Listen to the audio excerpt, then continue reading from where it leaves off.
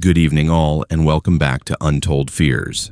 Tonight we are descending into the forgotten corners of Alberta's small towns, where friendly faces and quiet streets hide stories of missing people, strange visitors, and secrets that have festered for generations beneath the snow and dust.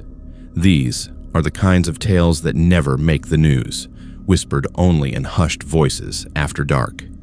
Because admitting they are real would mean accepting that no place is truly safe. If you are new here, make sure to subscribe to Untold Fears for daily true horror content that will keep you up at night. Hit that notification bell so you never miss when the darkness calls. Now, let us step into the shadows of the Alberta backroads and dying main streets, where civilization ends and terror begins. The locals always said our town died when the last train stopped coming, but that was not true. It was still alive, in a way. It just breathed quieter through the wind that howled across empty fields and the distant hum of trucks on the highway that no one in town could afford to use very often. What really died was the main street.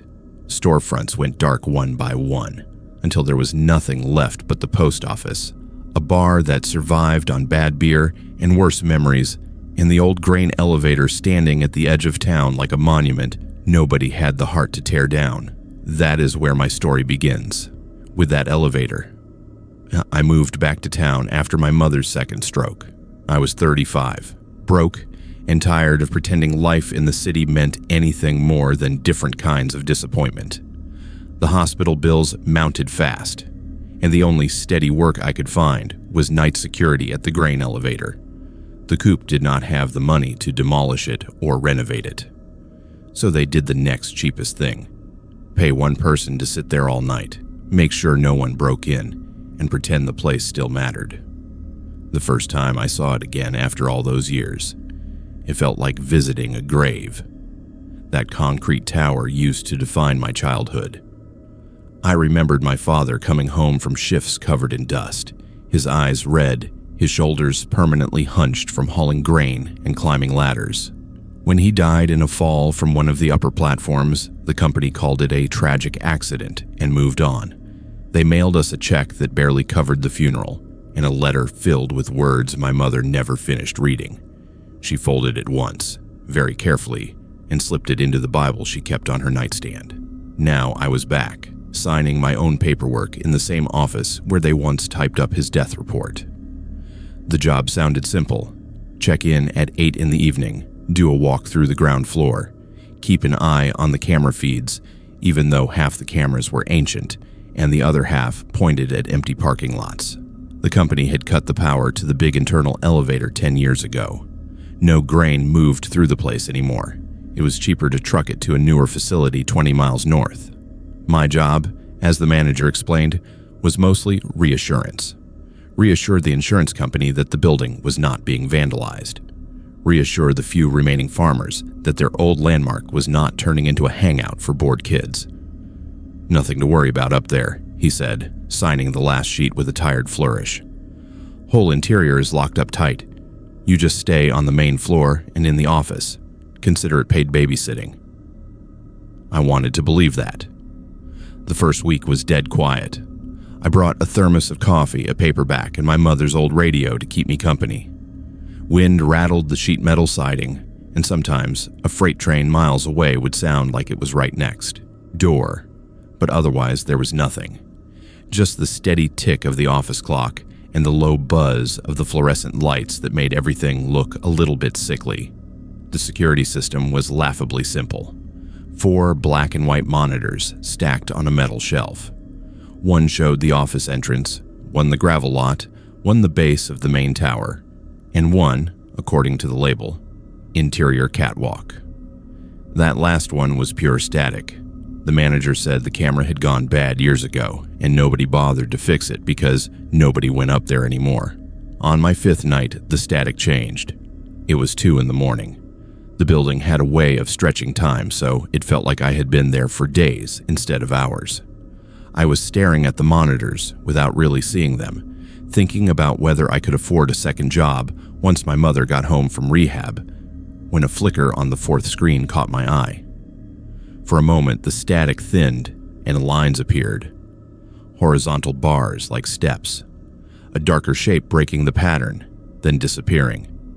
I blinked, leaned closer, and it was gone. Just fuzz and white noise again. I told myself it was nothing. An old feed, some interference, maybe the wind shaking the camera housing. Old wires did strange things. Besides, even if the camera suddenly came back to life, there was still no power to the interior lights or the elevator. Nobody could be up there. That was the entire point. The next night, the flicker came back. This time, the static cleared for a full 2 seconds. I saw a railing, a slice of concrete floor, and a section of wall marked by dark streaks of old water damage. The angle told me it was somewhere high up, maybe level with the top loading doors. At the edge of the frame, just before the image dissolved, something moved. A shoulder, the side of a head, a person walking past the camera. My mouth went dry. I checked the timestamp at the bottom of the screen. 1:43 a.m. Live. I stood up so fast my chair tipped over behind me. The office felt suddenly smaller, like the air had thickened. I grabbed the flashlight from the wall and walked to the heavy steel doors that led into the main tower. The padlock was still in place, the keys heavy in my hand. The company had given me access for emergencies only, but they never specified what kind of emergencies they meant. If there was someone inside, that was an emergency. The lock was stiff with disuse. It took 3 tries before it snapped open with a protest. Cold air breathed out from the dark stairwell beyond, carrying a smell I remembered from childhood. Grain dust, oil, and something older, like wet stone. I swung the door open, the beam of my flashlight catching rust on the railings and a swirl of dust motes rising like startled ghosts. "Hello." My voice sounded wrong in there, too loud and too small at the same time. Silence answered. I took a step inside. The concrete stairs curved upward in a spiral, hugging the interior wall of the tower. My father used to climb these stairs every shift. I had a sudden image of his boots on the steps, the worn places in the middle where years of workers had passed. My chest tightened. I told myself it was just the cold. The sensible part of my brain screamed that this was stupid. If there was an intruder, they could be hiding anywhere, and I was alone with nothing but a flashlight and a radio that probably would not reach the highway, let alone the sheriff in town. At the same time, another part of me, quieter but heavier, felt pulled upward, toward the level where my father had died, toward the place that camera insisted was no longer empty. Step by step, I climbed. The higher I went, the more the tower seemed to separate from the world. The wind outside faded to a distant hiss. My footsteps and my breathing were the only sounds. Stale air pressed in close. Dust stuck to my throat, making me want to cough, but also afraid to make more noise. Every landing looked the same. A short platform, a locked door to some forgotten room, then another flight of stairs. By the time I reached the level marked 4, my legs burned. That was where my father's accident report said he had last been seen. Level 4, maintenance check, 11:17 p.m. I ran my gloved hand along the metal railing, feeling the faint grooves where someone had once carved initials. I did not need the flashlight to know whose they were. I had watched him scratch them in with a pocket knife when I was 12, proud to be part of the place. I swallowed hard and kept going. The camera, wherever it was mounted, had to be near the top. The stairwell narrowed slightly, as if the tower was closing its grip. The temperature dropped. My breath steamed in the beam of my flashlight. Finally, I reached a door that was different from the others. It had a faded sign reading, "Catwalk access, authorized personnel only." The lock was missing. The latch twisted like it had been forced once long ago. I pushed it open. Cold air rushed around me, carrying a low, hollow hum. The catwalk stretched out into the darkness, a spindly metal bridge suspended over a vast drop I could not see but felt in my knees. My beam revealed glimpses, walls rising into blackness, the suggestion of bins and chutes, all of it coated in a pale film of dust. The silence was so complete that I could hear my heartbeat in my ears. The camera should have been obvious, but it was not. I walked slowly along the catwalk, testing each step. Metal creaked under my weight. In the distance, a faint red light blinked. For a moment, I thought it was some piece of forgotten machinery, then realized it was positioned at head height, not on the floor. A small modern camera sat bolted to a railing post, its lens pointed directly back toward the door I had just come through. That was wrong. The manager told me the interior camera was ancient, mounted decades ago, and never upgraded. This thing looked like it could stream in high definition. "Who installed you?" I whispered, as if the device could answer. The little red light blinked steadily. I stepped closer. The housing had a brand name I did not recognize, and a cable ran from its base along the railing, disappearing into the darkness. I followed it, frowning. The wire was clean, no dust settled on it, which meant it had been put there recently. That did not fit with the story I had been told. No budget, no updates, no one goes up there. At the far end of the catwalk, the cable vanished through a drilled hole in the concrete wall. The edges of the hole were fresh, pale dust clinging to the floor below. Someone had bored through solid concrete to feed that cable somewhere. It absolutely did not belong. A shiver crawled up my spine that had nothing to do with the cold. I backed away, slowly, the flashlight beam trembling. I had seen enough. There was a camera up here, and someone had gone through a lot of trouble to install it without telling the coop manager or anyone else. That camera feed was exactly what I had seen flickering on the office monitor. Someone was watching this place. The question was, from where? By the time I reached the bottom of the stairs again, my legs felt weak. I locked the access door behind me, slipping the padlock back into place with shaking hands. In the office, the fourth monitor glowed calmly. No static now. The catwalk was visible in murky black and white. No sign of me, though. I had just walked there, but the recording showed an empty walkway. That made no sense. I checked the timestamp. It was 3 minutes behind the actual clock, out of sync. Maybe a delay, I thought. Some buffer. I sank into the chair, eyes glued to the screen, waiting to see myself appear. Instead, I saw someone else. A man stepped into frame from the far end of the catwalk. He moved slowly, hands on the railing like he was testing each step. His shoulders were broad, his posture familiar in a way that made my stomach clench. He wore a work jacket I knew intimately. Faded blue, one sleeve patched at the elbow, a stain near the collar that never came out no matter how much my mother scrubbed. My father's jacket. He walked right up to the camera, close enough that the frame filled with the front of that coat, the missing button I used to play with as a child. Then, just before the feed flickered and cut to static, his head tilted in a way I recognized from dozens of old photos, like he was listening for something only he could hear. The office clock ticked loudly in the sudden silence. I could not move. My mind raced through every possible explanation, clinging to any that did not involve what I had just seen. Maybe it was old footage looping. Maybe someone had stolen the jacket from the house years ago. Maybe grief and fatigue were doing tricks to my vision. Anything but the obvious. I rewound the tape. There was no tape to rewind. The system was cheap, half digital, half analog, and the interior feed did not have recording enabled. It was live view only. No storage, no history. I turned off the monitor. The room felt instantly darker, as if I had removed the only window left.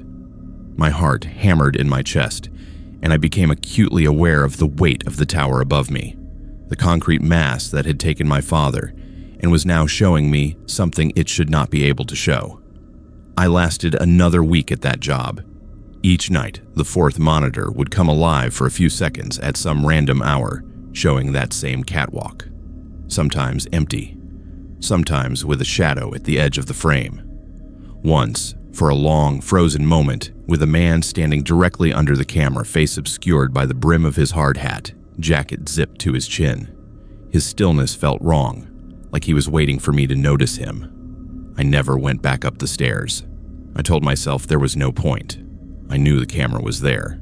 Knowing where its cable went would not change anything about what I kept seeing. I started bringing a second thermos filled with something stronger than coffee, hoping numbness would help. It did not. Sober or buzzed, the feed appeared. The man appeared. The jacket appeared. On my last night, the monitor stayed clear for almost a full minute. The man was farther down the catwalk this time, near the door. He had his back to the camera, but there was no mistaking the slope of his shoulders. He paused with one hand on the knob, then turned just a little, like he was looking over his shoulder. Even in grainy black and white, I could tell his eyes were pointed straight at me, as if he knew I was watching. Then he opened the door and stepped through. The frame emptied. Static rolled in a soft wave across the image, then settled back into silence. The lock on the real door down the hall clicked softly at the same time. I did not wait to see what would happen next. I grabbed my jacket, left the keys on the desk, and walked out into the cold night air without looking back. My breath streamed in front of me like smoke. The elevator loomed overhead, darker than the sky, its shape carved out by a faint halo of distant highway light. My phone buzzed as I reached my truck. A message from the manager. He wanted to know if I could cover extra shifts next month. They were thinking of cutting back on security again. "Nothing ever really happens out there," he wrote. "It practically watches itself." I did not reply. I drove home on empty roads, watching the silhouette of the elevator in my rearview mirror until it finally disappeared behind the hills. Sometimes, when the weather is clear and the wind blows just right, you can still see the top of that tower from my mother's kitchen window. It stands against the horizon like a gravestone, a piece of the past everyone else has learned to ignore. I tell myself what I saw on those screens was grief, leftover fear, static playing tricks on my brain. Then, every once in a while, I wake in the middle of the night for no reason at all, heart pounding, the echo of a familiar jacket zipper in my ears. And I swear, I can feel someone standing at the edge of my bedroom door, waiting for me to look up, the way I once sat waiting for that monitor to flicker to life. The first time I heard the voices through the floor, I thought the pharmacy alarm had glitched. It was just after midnight on a Tuesday, the kind of dead hour when small towns like ours feel like someone hit pause on the world. I was sitting on the edge of my narrow bed, still in my work scrubs, counting the tips from my second job at the diner, and wondering which bill I could afford to ignore that month. Below me, the old pharmacy was locked, dark, and shuttered. I knew because I had set the alarm myself and double-checked every door. I always did. At first, the sound was faint, a low murmur under my feet, like a radio left on in another room. I paused, held my breath, and listened. The murmur sharpened into words, a woman's voice, tight and shaky, reciting numbers. A man answering in a calm, clipped tone that made my stomach twist even though I could not make out the actual phrases. It sounded exactly like a tense consultation at the counter during business hours. Except no lights were on, no cars were parked outside, and the alarm, according to the little panel glowing beside my bed, was still armed. I told myself it was the pipes. This building was older than everyone who worked in it. The upstairs apartment had always been temporary housing for staff passing through, which is code in small towns for desperate people who will accept a cheap room and ignore the weirdness that comes with it. The owner, Mr. Kerr, had knocked $500 off my rent when my mother's medical debt forced us to sell our house. "You are part of the family now," he said, smiling in that way that never quite reached his eyes. "Pharmacy downstairs, room upstairs, easy. You will hardly notice the place after a while." That night, I noticed everything. The voices rose and fell like a wave. I pressed my palm flat to the cold, scuffed hardwood and felt nothing but a faint vibration. No footsteps, no drawers opening or closing, just the cadence of two people arguing over something exact and unforgiving. Dosages, my brain supplied, test results, warnings. I'd heard enough similar conversations from behind the counter to recognize the tone, even if I could not grasp individual words. Then abruptly, silence. The alarm panel beside my bed did not beep. No alerts, no faults. When the system detects movement downstairs after closing, it screams bloody murder. Tonight, it sat quiet and steady, a green light assuring me the world was secure. I lay awake until dawn, listening to nothing and waiting for something. In the morning, I convinced myself I had drifted off and dreamed the whole thing. Lack of sleep, double shifts, the constant pressure of being the one who dispenses pills she can barely afford when she needs them herself. It all adds up. Why not hallucinated pharmacy ghosts on top? The second night stripped away that excuse. It was almost exactly the same time. I had just turned off my lamp and was lying in the dark, scrolling through my phone when the voices started again. This time there were more of them. I recognized the layout in my mind without needing to see it. Someone was near the front, speaking quickly. Another further back by the consultation room, answering in slow, measured sentences. A third voice cut through both, older and rougher, insisting on something the others resisted. What made my skin prickle was the echo. The sound came not only from directly below, but from the walls around me, like I was sitting inside a speaker. The building swallowed their words and fed them back as a blur of anger, fear, pleading. I sat up, heart pounding, and stared at the ceiling, even though I knew the problem was under my feet. Out of habit, I reached for the alarm remote on my nightstand. The system allows staff upstairs to disarm and check status without going down. The display showed "Armed, all zones clear." I pressed the info button. No faults, no open doors, no motion. According to the security system, downstairs was as silent as a tomb. I did not sleep at all that night. I lay rigid until the first smear of gray light bled around my curtains, the voices gradually fading as if someone was turning down a dial. When my alarm finally went off for my morning shift, I felt hungover from terror. By 9, I had almost convinced myself to say nothing. I did not want to be the unstable new hire living above the shop, hearing things that did not exist. But as I stood behind the pharmacy counter, printing labels and counting pills, I kept glancing toward the consultation room. The chairs arranged just so. The blood pressure cuff rolled tight.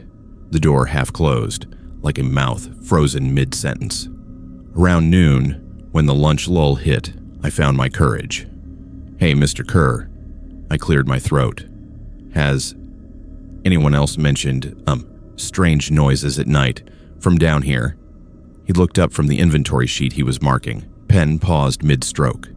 For a second, something flashed across his face. Annoyance, or maybe recognition, before his features smoothed back into that practiced small-town geniality. "Old building, Ellie," he said. "It groans and complains. Heat cycling, wind, maybe a mouse or two. The walls talk more than the people do these days." He chuckled, but there was no humor in it. "You get used to it." "I mean voices," I pressed, immediately regretting the quaver in my tone. "Like actual conversations, at night, when the alarm is on." His eyes flicked, just once to the ceiling, then to the closed consultation door, then back to me. "Must be dreams," he said too quickly. "You work hard. Long hours. Upstairs the sound carries different. That is all. You will settle in." He walked away before I could answer, leaving a faint chemical smell of antiseptic and aftershave in his wake. Over the next week, the pattern held. Midnight, or a little after, the voices would start. Some nights, they were muted, like faraway radio static. Other nights, they were so clear I could almost pick out words before they slipped away. I began to recognize a rhythm. A panicked start, rising intensity, a sharp break, then either a long silence or a low-level monologue that made my skin crawl. Once, I heard something slam so hard it rattled my window, yet the alarm panel at my bedside remained calm, green light unwavering. I started keeping a notebook. Dates, times, descriptions, anything I could remember before fear erased the details. On my breaks, I dug through old files in the back office, pretending to look for insurance forms while my eyes scanned for anything unusual. There were gaps in the records, whole months where incident reports and consultation logs simply did not exist, as if someone had pulled those pages out and never bothered to put anything back. One evening, just before closing, an older woman came in clutching a brown paper bag of pill bottles against her chest. Her hands shook so badly she could barely sign her name on the form I slid toward her. "I know they think I am crazy," she whispered, eyes darting toward the consultation room. "But I remember what happened here. My husband, he did not just drop dead. There were mistakes, arguments. They told me not to talk about it." I felt a cold line trace down my spine. "When was this?" I asked gently. She frowned, counting backwards in her head. 10 years. 11. Before they redid the front, before the paint. The old pharmacist, the one before him. She nodded toward the back, where Mr. Kerr was printing reports. He said it was God's will. But I heard them through the floor of the apartment that night, shouting, like someone was fighting over numbers. My heart thudded so hard I could feel it in my gums. "Do you still live in that apartment?" I asked. Her eyes filled with something like pity. "No, dear. I moved as far as I could, but I still hear it. Some nights I wake up and swear I am back there, listening to them decide how much medicine is too much." After she left, I found an excuse to slip upstairs before closing. The hallway smelled faintly of dust and stale fabric softener. My room door was just as I had left it. Across from it, another door stood closed and locked, paint chipped around the knob. I had never seen anyone go in or out. "Storage," Mr. Kerr had said when I moved in. "Nothing you need to worry about." I pressed my ear to it anyway. Nothing. No voices. Just the quiet thump of my own pulse. That night, I tried something new. When the voices began, right on time like a cue, I did not freeze in place. I grabbed my phone, opened the voice recorder, and placed it face down on the floor. The sound felt stronger that way, like it could climb through the boards. I watched the little red line trace across the screen as minutes ticked by. Murmurs surged and dipped, sometimes spiking into sharp syllables that made me flinch even though I could not quite understand them. After what felt like an hour, the noise stopped. I hit stop on the recording with shaking fingers. Listening back in the relative safety of morning light, it was almost worse. The raw sound from the floor had flattened into a low roar. Turned up, it became a mess of overlapping tones, but one thread cut through. A calm male voice, repeating sequences of numbers in the same pattern over and over. Dosages, I realized. Or perhaps blood pressure readings. Or maybe something else entirely. Every time he finished, there was a pause, then a shorter, sharp response that always ended on the same clipped syllable, "No."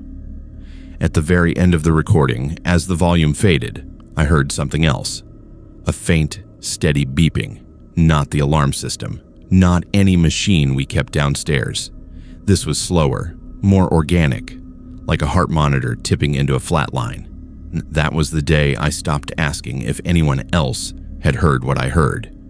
It was clear they had, which meant their silence was not ignorance, it was choice. The more I listened, the more the line between my shifts blurred.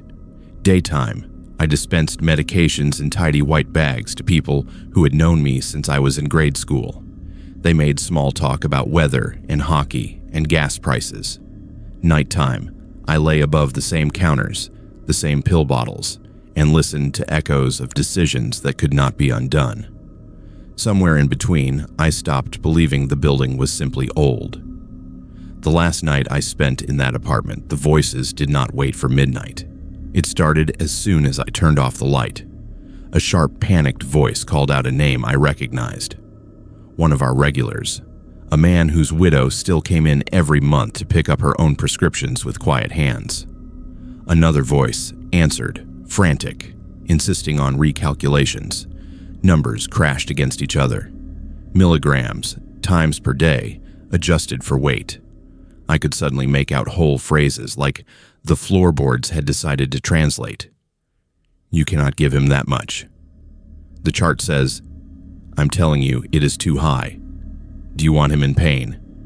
Silence, heavy and thick. Then softly, we are out of options. I bolted upright. The alarm panel blinked calmly at me, green and unbothered. For the first time, it occurred to me that maybe whatever happened down there, whenever it had happened, had never triggered any alarms at all. Something hit the consultation room door below with such force that the whole building shuddered. A hard thud, then a scraping, as if someone was sliding down it. I grabbed my phone with numb fingers and dialed the after-hours emergency line, the one that goes straight to the pharmacist on call. The ringing cut through the voices. 1 ring, 2, 3. Ellie? It was Mr. Kerr, sounding more awake than I had expected. Is everything all right? I opened my mouth to speak and heard, through the floor, my own voice answer before I could. Yes, everything is fine. Just the building settling. The sound was wrong, flat, mechanical, but it was my tone, my cadence echoing up from the dark. For a second, I could not tell if the words were in my ear or my head. Good, he said slowly. Try to get some sleep. The line clicked dead. Below me, the murmur resumed, folding my borrowed voice back into its chorus. I sat frozen, phone pressed to my ear long after the call ended, listening to a conversation that should not exist. By dawn, I had packed a single duffel bag. Clothes, my certification papers, the notebook filled with dates and times and fragments I no longer wanted to decode. I left the keys on the kitchen counter, next to the alarm remote, its little green light still insisting the world was safe. I moved into a cramped basement suite on the other side of town that afternoon. Longer commute, higher rent, thinner walls. I could hear my neighbors arguing, their TV blaring, pipes clanking whenever someone showered. It was chaotic, alive, full of normal human noise. But some nights, when the wind is just right and the town is wrapped in that peculiar prairie stillness, I wake up convinced I hear it again. A murmur under my bed that does not match the layout of my new place. A calm male voice reciting numbers. A woman saying no.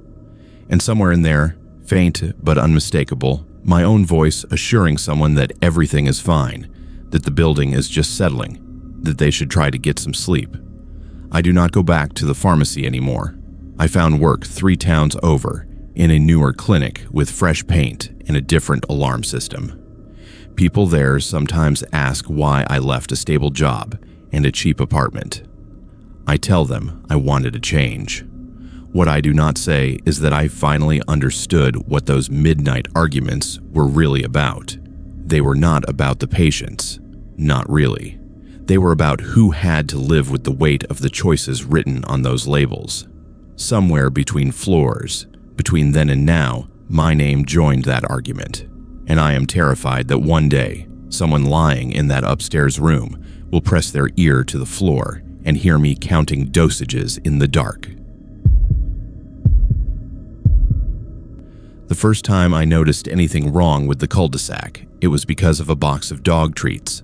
I drive deliveries for one of those big online retailers, the kind that eats small-town post offices for breakfast.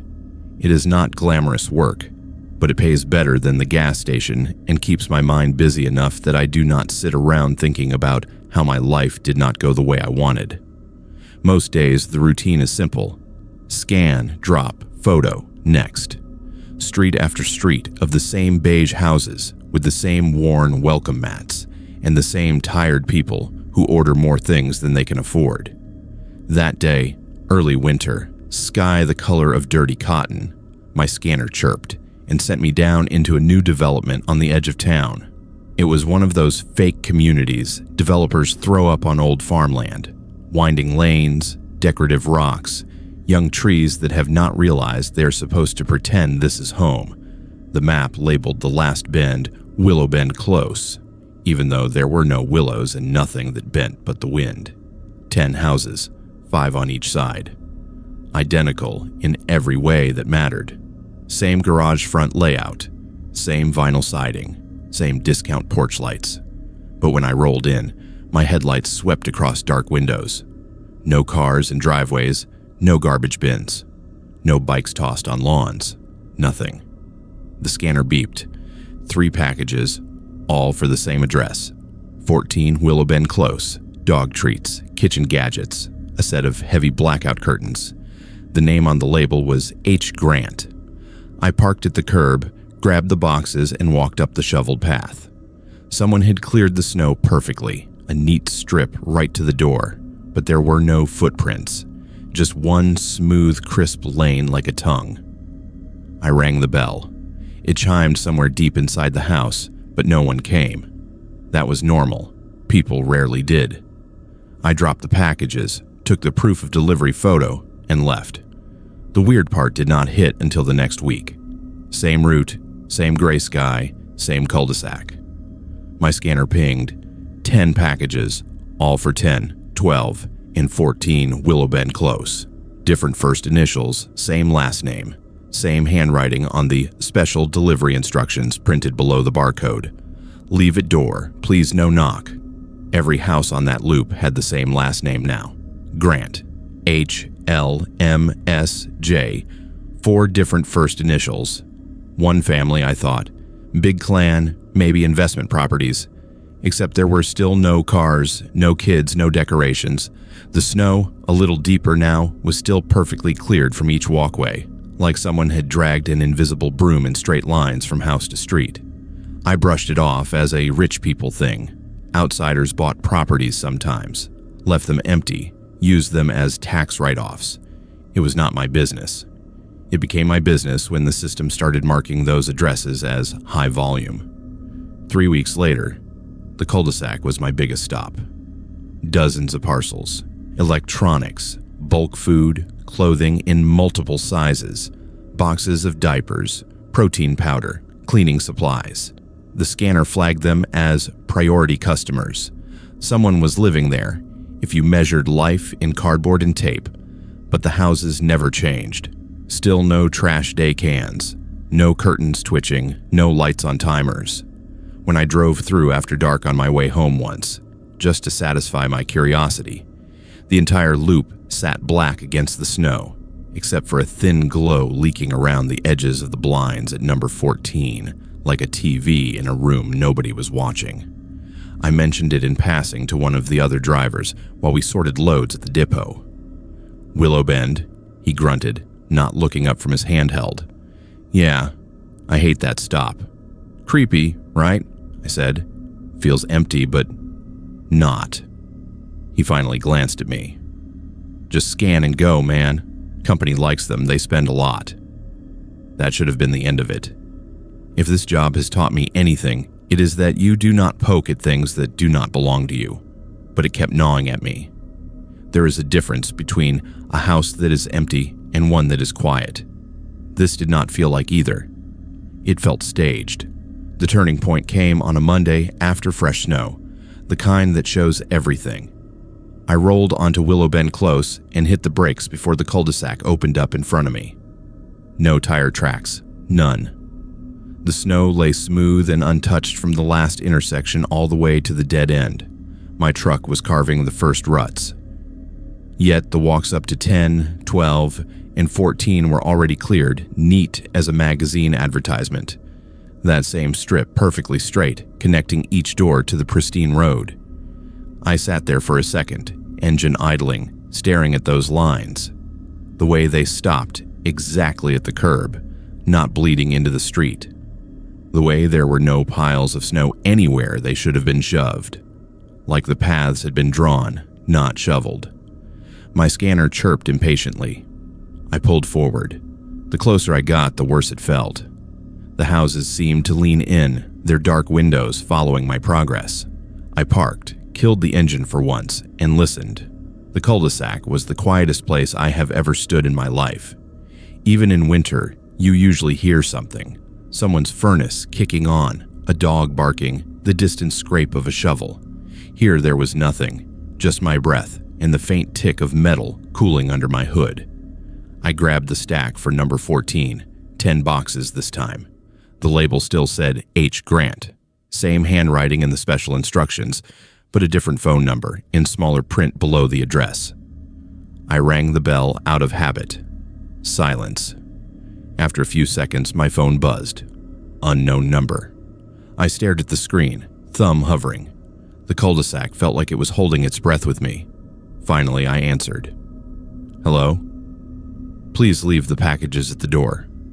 The voice was male, mid-range, flattened by bad reception. No greeting, no introduction, just that one sentence. I swallowed. Sure, just wanted to confirm you're home. The system... Click. The line went dead. I lowered my phone slowly. The house in front of me sat as still as ever. No movement behind the frosted glass. No shadow passing the narrow sidelight window. But the timing was perfect. Too perfect. They had called the second I hit the doorbell. Back at the truck, curiosity finally outweighed policy. Our route app has a feature managers love and drivers hate: live GPS breadcrumb tracking. It shows exactly where you are when you scan, how long you linger, when you move on. But it also shows, if you know where to look, which addresses go to which customer accounts. I pulled up the detail for 14 Willow Bend Close. Under account holder, in small gray letters, it said Grant Logistics Corp. Business, not personal. The phone numbers on all the recent orders tied back to the same corporate registry. Warehouse, not home. Except this warehouse had 10 front doors, no signage, and no loading docks. I should have let it go. I did not. 2 days later, my route got reshuffled. Weather had shut down some rural roads, so dispatch rerouted me through town first instead of last. That meant I hit Willow Bend Close, just as the sun started to set. Blue hour. The snow glowed faintly, the sky bruised and low. This time, there were tracks. 2 sets of tire marks cut into the cul-de-sac. One set matched mine from earlier, now half filled with drift. The other was new, narrower, leading to the very end of the circle where the road widened for turnarounds. There, the track stopped. No car. No sign of anything pulling into a driveway. Just a dark stain of compressed snow, like something heavy had sat there and then vanished straight up. As I rolled to a stop near number 12, movement caught my eye. A curtain on the second floor of number 10 twitched. Just a fraction. Enough to reveal, for a heartbeat, the pale oval of a face staring down at me. It was gone before I could focus. What stuck with me was the color of the skin, too gray, too flat, and the angle of the head tilted slightly too far, like whoever was watching did not quite understand how to mimic the posture. I pretended I had not seen it. I did my job. Scan, drop, photo. The air felt thick around me, full of that muffled quality you get before a storm, even though the forecast had said clear. As I climbed back into the truck, my radio crackled. Not the cab radio, the handheld we used to talk to dispatch. Route 47, status. The supervisor's voice snapped through, sharp with static. On Willow Bend, I answered, surprised. They rarely checked mid-stop. Dropping off at the close. A beat of silence, then, copy that. Please, clear that sector quickly, and do not linger. We got a client note about loitering. A client note about me, in a place my only crime was being unsettled. That night, after my shift, I could not let it go. I sat at my kitchen table, laptop open, typing Grant Logistics Willow Bend into search bars. Almost nothing came up. A bare-bones corporate site with stock photos and vague mission statements. No physical address listed, just a P.O. box and a contact us form. The town's property tax records showed the entire cul-de-sac purchased in one block 3 years ago by an entity with the same name, paid in full, no mortgage. No building permits for interior renovations, no business licenses filed locally, just 10 neat parcels stamped private. A week later, I found out what they were using them for. It was not on purpose. I wish I could say I was brave, that I investigated. The truth is, I made a mistake. I left my scanner in the truck when I hopped out at 12 Willowbend to grab a stack of boxes. Company policy says you keep it on you at all times. I realized halfway up the walk, swore under my breath, and turned back, annoyed at myself. That is when I saw the basement window. The snow had drifted against most of the foundation, but one narrow rectangular window near the ground was clear. A faint light glowed behind the frosted glass, not warm like a lamp, but cold and bluish, like a screen. As I watched, something moved across it, not a person. Rows, shelves. For a moment, the silhouette sharpened. Metal racks packed tight with boxes that looked exactly like the ones in my arms. Floor to ceiling, wall to wall. A tiny warehouse hidden under a perfect suburban shell. I crouched without thinking, trying to get a better angle. My breath fogged the glass. Inside, a shadow passed between the light and the shelves. It was tall, narrow, moving in quick, precise lines that reminded me more of a scanning arm than any human gait. No stomping, no sway, just smooth mechanical slides. I realized my mistake when the movement stopped. The shadow turned. For a second, I had the insane impression that whatever it was looking straight at me, even though there was no face to speak of, just the suggestion of a head-shaped outline. The light flared brighter, then cut out completely. My radio crackled again, making me jump. "Route 47, why are you off pattern?" The supervisor's voice was tighter this time. "You are showing stationary at Willowbend for 4 minutes." I stood up slowly, heart hammering. "Just heavy load," I lied, forcing my voice steady. "Dropping now." "Copy. Remember, no basement access or side inquiries. Client has strict rules." No basement access. They did not say no basement. They said no access. I delivered the rest of the boxes on autopilot. As I pulled out of the cul-de-sac, headlights sweeping one last time across those blank windows and perfect paths, my scanner chimed with a new notification. New client preference. No verbal contact. Do not ring bell. Do not call. The rest of my shift blurred.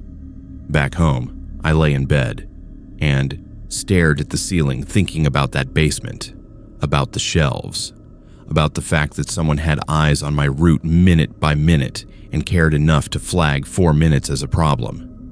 In the weeks that followed, I noticed small changes. The number of packages increased. Willowbend deliveries began appearing on multiple drivers' manifests split between us, so no one spent too long in the cul-de-sac. New instructions popped up. Do not photograph occupant vehicles. Do not enter driveways beyond front walk. Dispatch stopped assigning those stops to new hires. It was always ES veterans, the ones who had learned the first rule of surviving jobs like this. Do not ask questions that nobody wants to answer. I transferred depots 3 months later under the excuse of family reasons. Different town, different routes, new streets with their own oddities.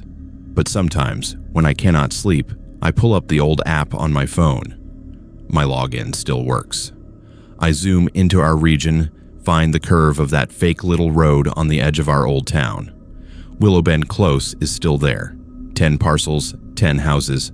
The system marks it a priority business cluster now. Average daily volume, 80 packages. Delivery success rate, 100%. Customer satisfaction, 5 stars. The notes section has one new line. Do not assign trainee drivers to this area. Requires discretion. I tell myself those basement shelves are nothing more than an efficient storage solution. That the shadow I saw was just a worker in tight quarters. That the face in the upstairs window was a trick of the light. Then I remembered the way my radio crackled exactly when I lingered too long, and the way the snow stayed untouched except for those perfect, unnatural paths. And I realized that whatever is happening on that cul-de-sac, it is not meant for anyone's eyes but theirs, least of all the guy who used to bring the boxes. I grew up around that lake, and everyone I know swears it is the safest place in town. Families picnic there in the summer. Teenagers sneak beers there at night. Old-timers sit on the benches and talk about the weather. On paper, It is just another glacial lake in central Alberta. Cold and clear and postcard pretty. But if you listen closely when the wind dies and the water goes perfectly still, you will hear the part nobody puts in the brochures. They say the lake keeps what it wants. My job was simple. I worked the rental dock from May through September, handing out paddles and life jackets, checking motors, taking deposits off tourists who thought remote meant charming instead of unforgiving. The dock shack was a faded blue box that smelled like gasoline, wet wood, and sunscreen. I loved it mostly. It was the one place in town where time felt like it moved differently, stretched out over glassy water and long evenings. The first time I really paid attention to the stories was the day a family from Edmonton asked about the no diving signs. The signs were everywhere. Big red letters, 4 different languages, no diving, no swimming past buoy line. Beneath, in smaller print, only locals ever bothered to read was the reason: sudden depth changes, unmapped shelf drop-offs. The lake went from waist deep to what might as well be bottomless in a matter of meters. Every few years, someone ignored the warnings and the search boats went out, dragging hooks through water that never gave back what it took. "Is it really that deep?" the dad asked me, squinting at the flat blue surface. "Looks pretty calm." "Sonar never found the bottom," I said, repeating the line I had heard all my life. "They tried mapping it in the 80s. Equipment kept glitching. Depth readings looped." He laughed like I had told a joke and signed the waiver. That afternoon, while they were out on the water, I went into the shack and dug through the bottom drawer where the owner kept old manuals and paperwork. At the very back, under a stack of faded brochures from a defunct tour company, I found the photocopies I remembered from when I was a kid. Grainy black and white sonar printouts, smeared with coffee rings, jagged lines marking the shore, then a sudden vertical drop into blank. In the margins, someone had written numbers, then scratched them out hard enough to tear the paper. "Sensor failure," one note read. "Looped at 300 millers, rebooted 3 times. Same result." I told myself it was just old tech. Newer fish finders and depth gauges line the shelves of sporting goods stores now. But out on the dock, every single one the rental company installed had the same problem. The screens worked fine near shore, drawing a neat cartoon of the lake bottom. Then, at a certain invisible line, the readout would glitch. Depth numbers would freeze or spin. The cartoon bottom would flatten into a perfect horizontal band, no matter how far you motored out. We joked with customers that it was just a software thing. The regulars stopped asking. What changed things for me was the missing kayaker. It was late August, the last busy weekend before school started, and the weather turned. A university group had come up to camp, loud and overeager, and completely unprepared for how fast the temperature drops at night. They rented every boat on the dock. Canoes, kayaks, a couple of small aluminum motorboats that coughed and sputtered but still ran. They all came back, laughing and sunburned, except for one. His name was Theo. I remember because I wrote it on the rental form, along with the time he pushed off from the dock. 3:17 p.m. Solo kayak, yellow, 1 life jacket, 1 paddle. He had that restless look some people get when they stare out at the lake too long, like the horizon is a dare. I pointed out the buoy line, told him not to cross it. He nodded, eyes still fixed on the far shore. By 6, the wind had picked up. We started calling everyone in. The campers grumbled but complied. As each boat bumped the dock, I checked off names against the clipboard. When I got to the bottom of the list, 1 space was still blank. "Where's Theo?" I asked the group, huddled on the boards, shivering now that the sweat was cooling on their skin. They looked at each other, faces shifting from confused to annoyed to worried in the space of a heartbeat. "He was ahead of us," one girl said. "He said he wanted to see the cliffs on the north side." "He said he would turn back at the buoys," another added, like that mattered to the lake. We called his phone. It went straight to voicemail. I radioed the owner, who called the RCMP detachment. Within an hour, The little lake that had felt like my private world all summer was crawling with flashing lights and search teams. They found the kayak at dusk, drifting just beyond the buoy line. No cracks. No signs of impact. The paddle floated nearby. The life jacket lay neatly folded in the bottom of the boat, as if waiting for him to put it back on. They dragged the water until 3 a.m. Lights from the rescue boats cut harsh, white paths across the black surface, making the lake look less like water and more like a sheet of metal. Sonar arrays hissed and pinged. Divers went down on safety lines, came up shaking their heads, teeth chattering, lips blue. Steep walls, one muttered to no one in particular. Then nothing, just down. By sunrise, the search had turned into recovery. By sunset, it turned into paperwork. The official line was presumed drowned. People left flowers on the dock. The story joined the others that circulate quietly at the diner and the gas station and the school staff room. Do you remember the student who went under without a trace? The details blur over time. The year changes, the name shifts, but the core stays the same. The lake took someone, and we never got them back. I could have let it fade like all the rest, but I could not shake the image of that life jacket. Folded. Placed. It did not fit. On my days off, I started going out alone in the oldest rental boat we had. A dented aluminum thing with peeling paint and a motor you had to sweet talk to life. I brought one of the fish finders and a notebook. I told curious coworkers I was trying to find better fishing spots. In truth, I was tracing the line. The glitch point was always in the same place. Roughly aligned with the last buoy on the north side, there was a patch the locals called the shelf. The depth would climb steadily from shore to maybe 20 feet, then slope gently down. Then abruptly the gauge would jump, flash 120 meters, 300, 0, error. The map wiped and redrew as a flat band. If I drifted back a few meters, it worked perfectly again. On a calm afternoon, when the lake mirrored the sky so perfectly, it made me dizzy to look at it. I killed the motor and let the boat slide. The fish finder screen flickered as I crossed the invisible boundary. The depth readout cycled, then froze on. For a long moment, there was no sound but my own heartbeat and the quiet slap of water against aluminum. I leaned over the side and stared down. The water was so clear near shore you could count rocks on the bottom. Here, it was not clear or murky. It was something else. A weird, uniform dark that swallowed light instead of bending it. As if the lake had a pupil and I was peering into it. A shape moved beneath the boat. Not a fish, not a log. Just a slight distortion, like heat shimmer underwater, rising toward the surface. The boat rocked gently, though there were no waves. My throat tightened. Every instinct screamed at me to start the motor and back away, but my hand would not move.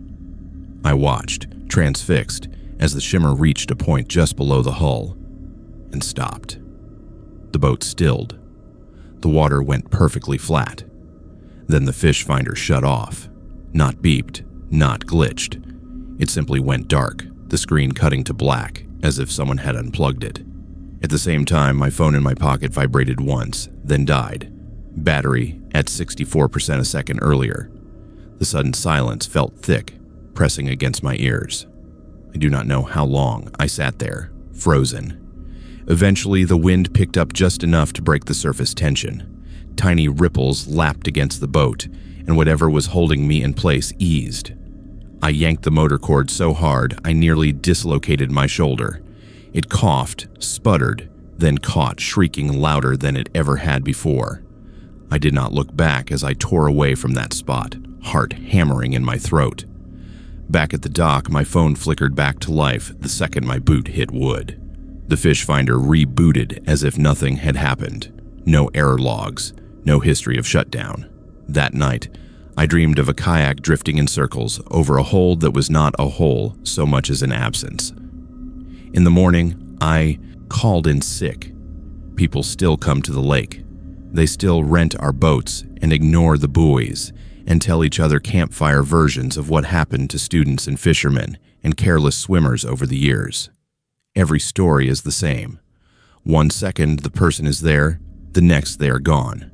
No splash, no struggle, just an empty space where a body should be.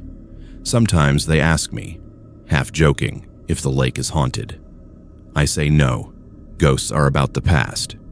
What we have feels very present, very aware.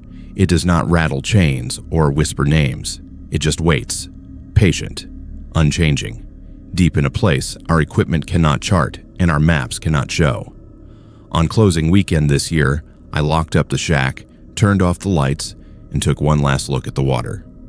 The surface was calm, a perfect mirror. If you did not know better, you would think it was inviting. Behind me, someone at the picnic area laughed too loudly, trying to shake off the autumn chill. A kid threw a rock, and we all watched the ripples spread, then disappear. The lake went still again, as if nothing had disturbed it. I handed in my resignation the next day.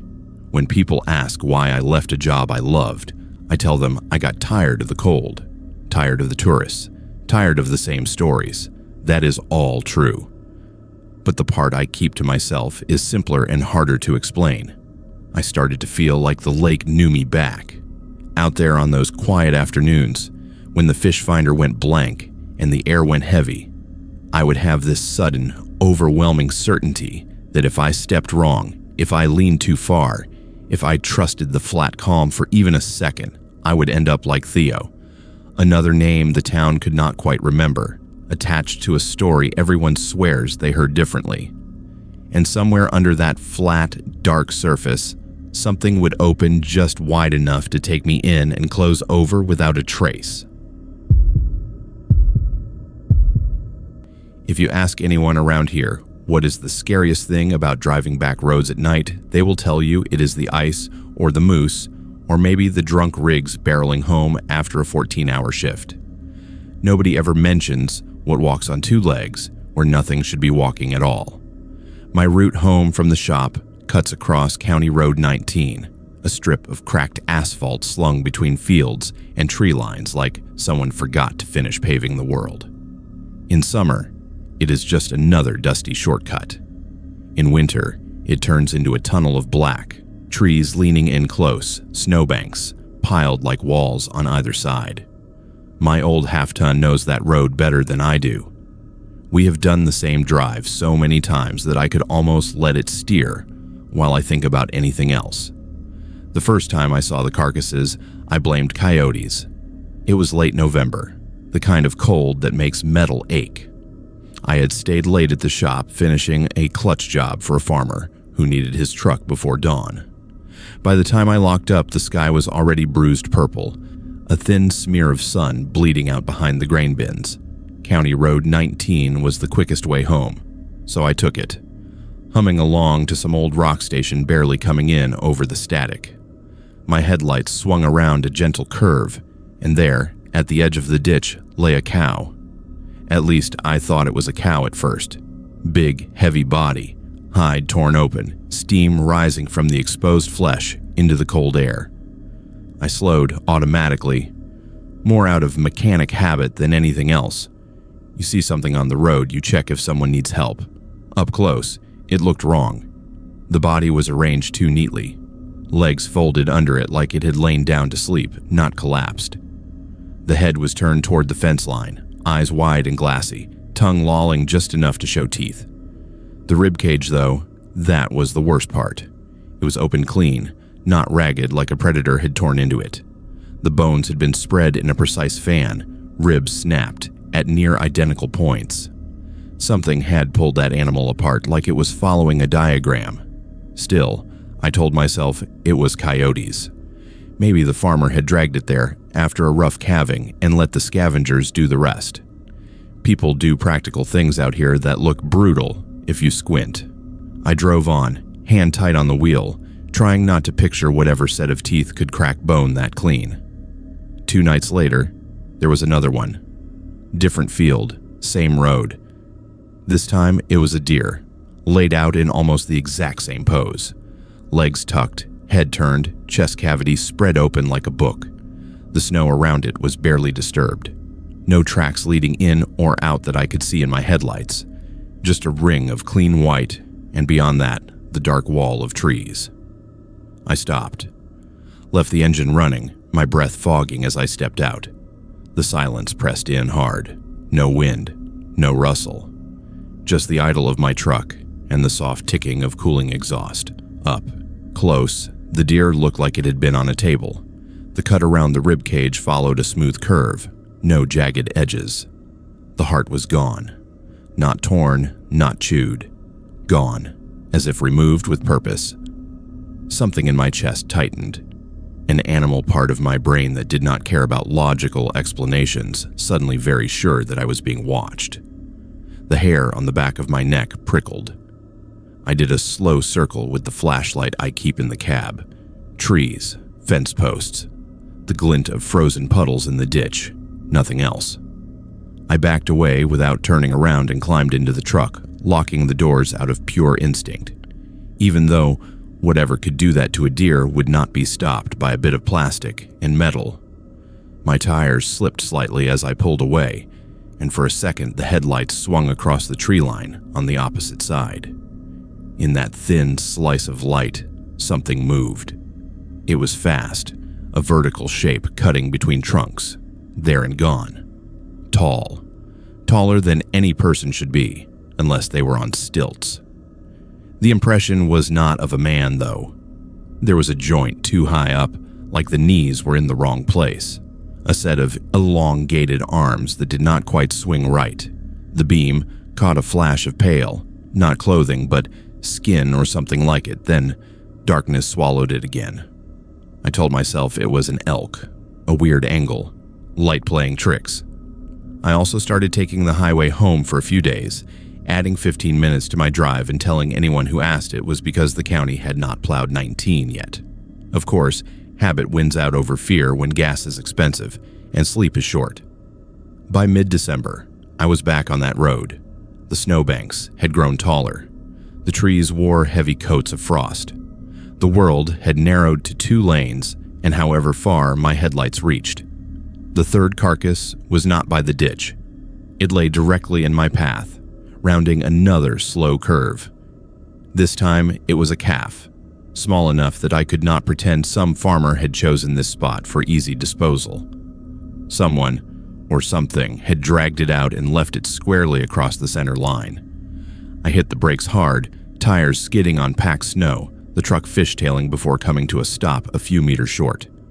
The calf's eyes reflected my headlights in a way that made my guts twist. Wide, glassy, ringed with a strange, milky film. The chest was opened, the ribs spread in that same fan shape. But now the pattern was even more precise. Like whatever was doing it was refining its technique. The spine was intact, the limbs untouched. Only the soft parts were missing. I sat there gripping the wheel, heart pounding loudly enough to drown out the ticking of cooling brakes. The road ahead was blocked. The ditches were deep.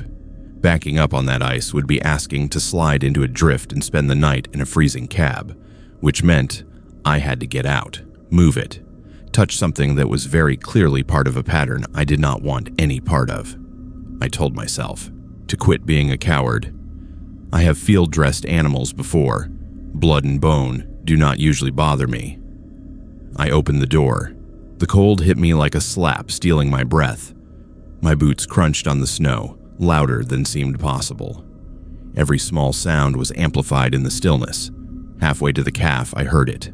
Not a growl, not a howl, a clicking. It came from the tree line to my right. A rapid, dry clatter, like someone tapping 2 pieces of wood together in a complex rhythm. It would start, stutter, stop, then start again in a slightly different pattern. There were no echoes. The sound soaked straight into my bones. I froze. The clicking stopped. For a moment, the night was so quiet I could hear my own pulse in my ears. Then, from the left side of the road, the pattern answered. Same clicking, same tempo, mirrored. Whatever was in those trees, there were at least 2 of them, talking over me like I was a table between their chairs. A thin wheeze escaped my throat. I backed up slowly, every instinct screaming not to turn my back, not to run. The calf lay between me and the truck now, silent and obscene. Its open ribs looked like teeth. The clicking resumed, faster now, back and forth, like a conversation escalating. With the next volley, something else threaded through the sound. A tone. Not quite a whistle, not quite a voice. It rose and fell in a way that made my tongue go numb, like my body was reacting to frequencies my ears could not process. I made a choice then. I stepped over the calf, grabbed its hind legs with numb hands, and dragged. The body slid easier than I expected, leaving a dark smear on the snow that steamed in the cold air. The clicking grew louder on both sides, matching my movements. For one horrible second, I had the impression that they were amused. As soon as there was enough space, I dropped the legs, stumbled back to the truck, and slammed the door. My fingers fumbled the key. The clicking spiked, then cut off clean the instant the engine roared back to life. I did not look into the trees as I drove around the carcass. I stared straight ahead, knuckles white on the wheel, every muscle coiled tight. Only when I hit the next intersection and saw the faint orange glow of the highway lights in the distance did I start to breathe properly again. The next day, I went back in daylight. Part of me hoped I had imagined the whole thing, that I would find nothing on the road, no sign of any calf, no marks. Of course it was still there, or what was left of it. The body had been moved again. It lay nearer the ditch now, ribs closed like hands in prayer. The smear on the road was gone. The blood at the edge of the snow was not. Tracks led away from it, but not the kind I knew. They were elongated impressions, too long to be hoof, too narrow to be boot. Each print had two deep points at the front and a faint drag at the back, like something with jointed legs had stepped, sunk, and then pulled itself free. They went, straight into the trees, not wandering, not circling, direct. On the opposite side of the road, in the ditch, I found my own boot prints from the night before. They looked clumsy and round in comparison. Beside them, overlaying some, matching others stride for stride, were another set of the long prints. Whatever had been in those trees had come right up to where I had stood, and then somehow left no sound I could hear. I stopped driving County Road 19 after dark after that. I told myself daylight made things safer, more ordinary. Shadows are shorter. Trees look less like they are leaning in to listen. But even at noon, on clear days, I saw things that did not fit. Fence posts with deep gouges too high up for any animal I know. Crows that refused to land on certain stretches of wire, wheeling and cawing until they cleared an invisible line. The last straw was the night I found the marks on my truck. I had just finished a late shift, but I took the long way home along the highway, like I had promised myself. Snow squeaked under the tires, sky heavy with more on the way. When I pulled into my driveway and stepped out with my lunch pail, something above me caught the porch light. 4 parallel grooves carved into the roof of my truck, running from the back window toward the windshield. Each groove was deep enough to have stripped paint and exposed bare metal, edges clean as if done with a machine. They were spaced too evenly to be random, too precise to be from a falling branch or stray chain. There was a second set of marks on the hood, shorter, closer together, like something had braced itself there, peering in through the windshield. My knees went weak. I walked around the truck once, then again, half expecting to find more, or worse. There were no footprints in the snow around it that did not belong to me. Nothing disturbed on the roof where the scratches ended, as if whatever had climbed on had not needed to jump off. I called in sick the next day, told the boss I had the flu, spent the morning in the shed installing a dash cam and 2 cheap security cameras facing the road and the driveway. It made me feel better while the sun was up. At night, lying awake in bed, I could not stop thinking about the clicking, about the way the carcasses had been arranged, not eaten, about whatever had been close enough to touch my truck in my own yard without leaving tracks. I wondered how long it had been learning the patterns of our roads, our routines, how long it had been practicing on cows and deer before it decided to step onto the asphalt itself. Sometimes I still see fresh roadkill on County Road 19 when I'm forced to use it during the day. Most look normal, broken, messy. But every now and then, out of the corner of my eye, I catch a glimpse of a body laid out just a little too straight, ribs parted just a little too cleanly. I keep driving. I do not stop anymore. I tell myself that if I ignore it, it will ignore me. Then, on certain nights when the wind is low and the house creaks just so, I swear I hear a faint, dry clicking from somewhere out past the tree line. Not close. Not yet. Just practicing. The first time I played the organ in that church, I thought the strangest thing about it was how clean it smelled. Most old churches carry layers of scent, candle wax, dust, old hymnals slowly rotting on the shelves. This one, perched on the only real hill above our little Alberta town, smelled like bleach and lemon polish. The wooden pews gleamed, the stained glass shone without a streak. Someone cared about how this place looked in the daylight. What unsettled me came after the sun went down. I took the job because I needed money, and because my mother said playing in church would be good for my soul. I play piano and organ well enough to fake confidence in front of a congregation, and the offer came with a bonus, a key to the side entrance so I could practice whenever I wanted. In a town where thin walls carry every argument to the neighbors, having a place to make loud music alone felt like a luxury. On my first evening there, the pastor walked me through the rules. He was a soft-spoken man in his 50s, with careful hands and a permanent squint, like the light hurt his eyes. "Never leave the building unlocked," he said. "Do not use the main doors after dark. Do not play past 10. In this door," he tapped a narrow scuffed door behind the choir stalls, "stays closed. Storage only. Old junk. Not safe." He held my gaze a second too long after that last word, then smiled like he had made a joke and moved on. The organ was beautiful, old but well-tuned. The pipes rose like metal trees behind the altar, catching the last streaks of sunset through the stained glass. When I sat down to play, the sound filled the vaulted ceiling in a way that made my chest ache. For an hour, there was nothing in the world but music and the soft breath of the bellows. Sometime around 9, I felt it. It was subtle at first. A shift in the air, a sense that the room was no longer empty except for me. The sanctuary doors were closed. The side entrance was locked. My car sat alone in the gravel lot.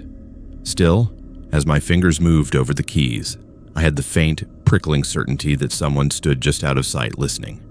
I stopped mid-hymn. The last chord lingered, then dissolved into quiet. The silence that followed had weight, like wool pressed over my ears. Then very softly, children started singing. The sound came from behind me, behind the choir stalls. Small, high voices humming a melody I half recognized. Not words exactly, just a tune. It rose and fell in imperfect unison, the way kids do when they half remember a song from school or an old tape. I turned on the bench, heart hammering. The chairs on the risers were empty. The scuffed door the pastor had pointed out sat closed, its paint chipped, hinges dark with age. The voices kept going. They were not echoing from the sanctuary. They were not outside. They were right there, on the other side of that door, as clear as if a children's choir was, crammed into a closet, singing with all the seriousness in the world. My first irrational thought was that someone was playing a recording as a prank. A speaker hidden in the walls, maybe. But the sound wavered in a way recordings do not. A cough here, a giggle there, someone a beat behind the rest. Human. "Hello?"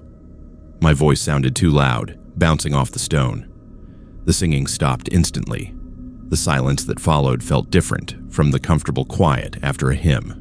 This one had edges. I stood up, walked slowly toward the door. My shoes made small sounds on the worn wooden floor. The closer I got, the more wrong it felt. The air near the door was cooler, and it smelled faintly of something that did not match lemon polish and candle wax, damp concrete, and old stale water. I put my hand on the knob and froze. Every hair on my arm stood up. There was no reason, no sound, but my body reacted as if I had just leaned over the edge of a cliff. My stomach dropped. My knees wanted to fold. I took my hand away and stepped back. Just storage, I reminded myself, using the pastor's word. Old junk, not safe. I left all the sanctuary lights on as I grabbed my bag and practically ran down the side stairs to the exit. The next Sunday, I convinced myself I had imagined it. Long day, nerves, the way big empty buildings play with sound.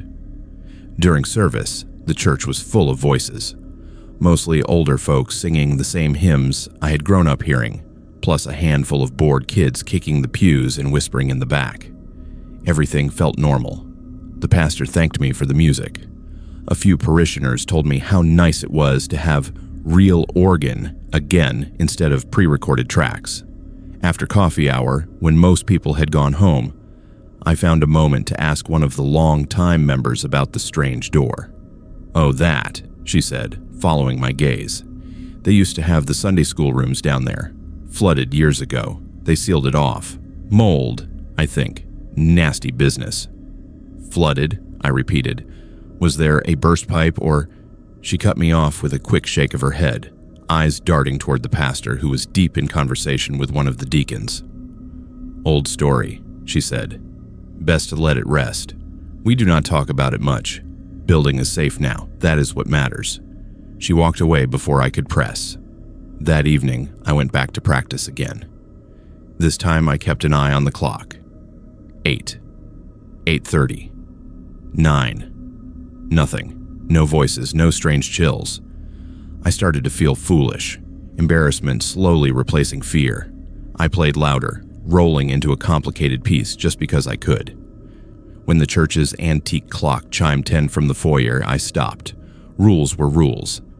I gathered my music, stood, and turned to leave. From behind the door, a single child's voice began to hum. It was soft at first, one clear line. The same not quite familiar melody as before. Within seconds, other voices joined. No laughter this time, no coughing. Just a growing chorus, building in volume and confidence, as if they knew I was listening and wanted me to hear. My hand tightened on my bag strap. This close to the organ, I could see faint marks on the floor leading from the choir stalls to the door, worn paths in the wood, like small feet had shuffled there over years. The door itself had tiny scratches near the bottom, at ankle height, kids' heights. "Stop," I whispered to them or myself, I'm not sure. They did not. The tune shifted subtly, bending around notes I recognized from one of the hymns in the old book, but twisted, like someone had taught them the wrong version on purpose.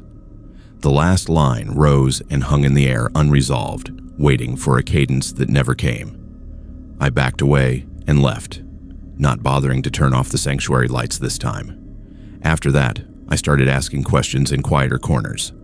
Older parishioners gave half answers. Storm, years back.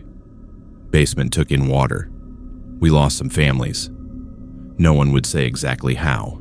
The words accident and tragedy floated around, never landing. The more I pushed, the more people shifted to talk about bake sales and choir festivals instead. One afternoon, while hunting for spare sheet music in the office, I found an old binder misfiled between hymnals. Inside were attendance sheets from decades of Sunday school classes. Names, ages, check marks in neat columns. Then abruptly, there was a week where 5 families' children stopped appearing on the list. No note saying, moved. No transfer forms. Their names were simply there one week and gone the next. Like someone had decided erasing them from the paper might erase what had happened. I recognized 2 of the surnames from the older gravestones in the churchyard. That night, I brought a small handheld recorder to practice. I did not set out to capture anything specific. I told myself it was for reviewing my own playing, listening for mistakes. But I placed it on the organ bench beside me, lens pointing toward that locked door all the same. When the clock chimed 10, I stopped playing and hit record. Silence for 3 beats. Then, as if on cue, the humming began. Listening to it live is one thing. Listening to it later, through headphones, alone in my kitchen, is another. On the recording, the sound is thin at first, like radio static. Then it sharpens, separating into distinct voices. I counted at least 7, some higher, some slightly lower, all children. They held the melody with eerie precision, no longer wobbling the way kids usually do. Underneath the singing, so faint I nearly missed it, was another sound. A steady rhythmic rush, like water slapping against concrete walls. At the end of the phrase, the voices stopped together, as if cut. For 2 seconds, the only thing on the track is that water sound, getting slightly louder, then fading. I took the recorder to the pastor the next day. He listened with his eyes closed, face unreadable. When the clip ended, he exhaled slowly and handed the device back. "There are no children in this building after dark," he said. "You know that." "I know what I hear," I replied, trying to keep my voice from shaking. "And now you do too. Why is that door locked? What is under there?" He rubbed the bridge of his nose, suddenly looking older. "A long time ago," he said carefully. "Before I came, there was a storm. The river flooded. The basement classrooms were not sealed properly. It was fast. The drainage failed. By the time anyone realized what was happening," he stopped. His jaw worked. He swallowed. "Some lives were lost," he finished. "It was a horrible accident. We renovated. We sealed the basement. We do not use it anymore. That door stays closed. We remember them in prayer, not in ghost stories." "And the singing," I pressed. "You are telling me that is nothing?" He met my eyes for a second, and in that moment, I saw something that looked very much like fear. "I'm telling you," he said quietly, "to follow the rules. Do not play past 10. Do not open that door. Some things are better left undisturbed." I should have listened. The next week, a snowstorm rolled in. Whiteout conditions. Church events were canceled. The hill road became a mess of ice and drifts. I told myself I would skip practice, but habit won. By evening, the wind had died some, and the urge to play, to lose myself in something structured and beautiful, was too strong. I parked in the nearly buried lot, trudged through knee-deep snow, and let myself in the side door. Inside, the church felt different. The outside storm pressed against the walls, muffling the space. The sanctuary lights flickered once before, holding steady. I played harder than usual, loud enough to drown out any stray sounds. The clock chimed 9, then 10, but I kept going, telling myself rules did not matter in bad weather. I was alone. No one would care. At 10:15, every light in the sanctuary went out at once. The organ cut off mid-chord, not fading but stopping, as if someone had pulled an unseen plug. For a beat, my eyes could not adjust. Then the stained glass windows glowed faintly with snow-reflected streetlight, painting the pews in smudged colors. And from behind the choir stalls, the children began to sing. They were louder than they had ever been. The sound filled the dark, layered and strong. I could hear words this time, though they made no sense. Fragments of a hymn, but out of order. Lines about water and mercy twisted around each other. A high voice broke on one note, gasped, then kept going. My hand found my phone, fingers fumbling to turn on the flashlight. The beam stuttered, then held. I pointed it toward the door. The paint near the bottom bubbled and flaked, like it had been soaked and dried too many times. For the first time, I noticed a faint watermark halfway up the frame. A darker band that ran in a perfect line along the wall behind the stalls. The singing swelled, pressing against my skin. My eyes stung. For a horrible moment, I had the dizzy sensation of standing waist-deep in cold water, even though the wooden floor under my boots was dry. Something thumped against the other side of the door. Once, twice, small hands. The knob rattled gently, then with more force, as if someone was trying it, over and over. I did what I had been told not to. I stepped forward and grabbed it. The metal was freezing under my palm, so cold it burned. The humming cut off mid-note. On the other side, the breathing sound stopped, replaced by a silence so total it roared in my ears. I stood there, holding that knob, heart racing, waiting for some surge, some force, some sign. Nothing came. The lights flickered back on. The organ hummed quietly, ready. The air lost its damp chill. Somewhere outside, a plow rattled past, its blade scraping pavement. I let go. The next Sunday, the pastor announced that due to ongoing electrical issues, the church would be closing for evening events for the winter. No more night rehearsals. No more late practices. Morning services only. He did not look at me once during that whole speech. I took the hint. I still play there on Sundays. I still walk past that scarred door every week. The scratches are still at the bottom. The watermark is still along the wall, visible if you know to look. Sometimes, as I settle on the bench, I feel that prickle at the back of my neck and know the building is listening. I do not stay past 10 anymore. I do not bring recorders. I do not touch the knob. But on stormy nights, when the snow piles against the foundation and the hill road disappears into white, I lie in bed and hear, faintly, a chorus of small voices threading through the wind. They never quite reach the final line of their song, always stopping just before the resolve. It feels less like a haunting and more like a rehearsal that never ended. Working nights at the Prairie View Motel taught me two things fast. First, people will tell a stranger behind a front desk things they would never admit to their closest friends.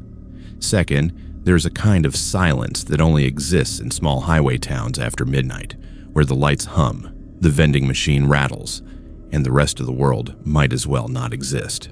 The Prairie View sat just off the two-lane highway that cut through our Alberta town, the kind of place truckers and oil field guys used because it was cheap and close to the gas station. 20 rooms, one ice machine that only worked when it wanted to, a faded sign that buzzed VAC NCY when the wind hit it wrong. I took the night clerk job after my dad's health went sideways, and I needed something that let me be home during the day. They gave me a small office, access to the coffee machine, and a front row seat to strangers' worst decisions. It did not start weird. Most of my shift was key cards, late check-ins, and telling drunk men where the nearest pizza place was. The motel had a simple system: cash or card, ID photocopy, a few signatures on a form nobody read, then I would assign a room. We had regulars too, rig hands cycling through on rotation, long-haul drivers who always wanted the same spot so they could back their rigs up to the window and keep an eye on their loads.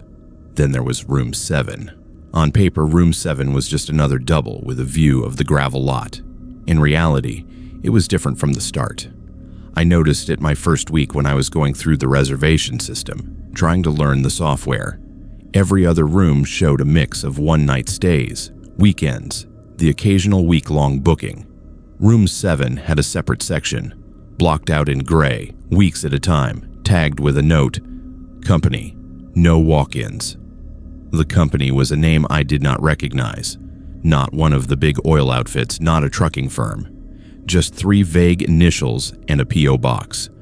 Once a month, like clockwork, someone from that company would fax over a sheet with the dates they needed. Sometimes it was a whole month straight. Sometimes just a few days. Always room 7. Always cash on arrival in a thick white envelope. The people who stayed in that room rotated. That was the point, they said. Staff housing for contractors, the manager explained when I finally asked. Guys heading out to remote sites, cheaper than apartments. They just need a place to sleep between hitches. Do not bother them. They will not bother you. At first, it checked out. Men came in late, hauling duffel bags and wearing the same brand of steel toes and high-vis jackets. They signed in with their first name and an employee number, handed over nothing but a company badge for ID, and disappeared into room 7. Most left before dawn, the door clicking softly shut behind them. Their keys would end up in the drop box. Habit, muscle memory. What threw me was the cameras. We had 2 ancient security cameras in the lobby and one pointed at the parking lot. They were more for insurance than safety. No one watched them live. Still, every night before my shift ended, I would flip through the feeds out of boredom, half expecting to catch someone trying to steal the vending machine. One slow Tuesday around 3 in the morning, I pulled up the lot camera and noticed something odd. The timestamp showed midnight when one of the company guys had checked in. I remembered him clearly. Mid-30s, quiet, tired eyes. He had asked if there was coffee and if I could give him a 4 a.m. wake-up call. I watched the footage, waiting to see him step back out. He never did. The recording showed him pull his truck into a spot near the ice machine, grab his duffel, and walk toward the long exterior corridor. He unlocked room 7, went inside, and the door closed. After that, nothing. Hours of sped-up footage where snow drifted in little eddies, headlights swept across the lot from passing traffic. A stray cat nosed around the dumpster. No one left room 7. No one entered either. When my shift ended at 6, I checked the system. His name was gone from the in-house list. Room 7 showed as occupied corporate. No checkout time. No record of payment besides the envelope I had already sealed in the safe. I told myself I had messed up. Maybe I had forgotten to log him properly. Maybe he had left before the camera's motion sensor picked him up. The idea of someone vanishing in a straight line between the hallway and the parking lot did not fit easily in my head. A few weeks later, it happened again. Different guy this time. Older, heavier. A nervous laugh when he realized there was no bar on site. Same drill. Company badge, envelope, room 7. I watched him on the lot camera later, out of habit. Same pattern. Truck in, bag out, door closed, no exit. I tried to shake it off as a tech problem. The lot camera was ancient. Maybe the motion sensor was failing. Maybe the angle missed the exact slice of walkway outside 7. But the longer I worked there, the more I noticed other things that did not add up. The towels and linens for that room never ended up in the normal laundry bins. Housekeeping would come in the morning, wheel their carts past 7, and skip it entirely on some days, even when the system showed the room had been used. On other days, they would go in and emerge with clear plastic bags that went straight into a locked closet, not down the usual chute. When I asked Marta, the head housekeeper, about it, she shook her head hard enough that her earrings flashed. "You worry about the desk," she said. "We worry about the rooms." The manager, Mr. Fenton, acted like it was a favor we should be grateful for. "Corporate contracts keep this place alive," he reminded me. "That company pays on time and does not complain. All they ask is privacy.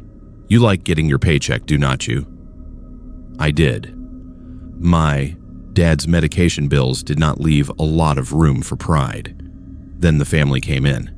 It was a bitterly cold Saturday. The highway was a river of salt and slush.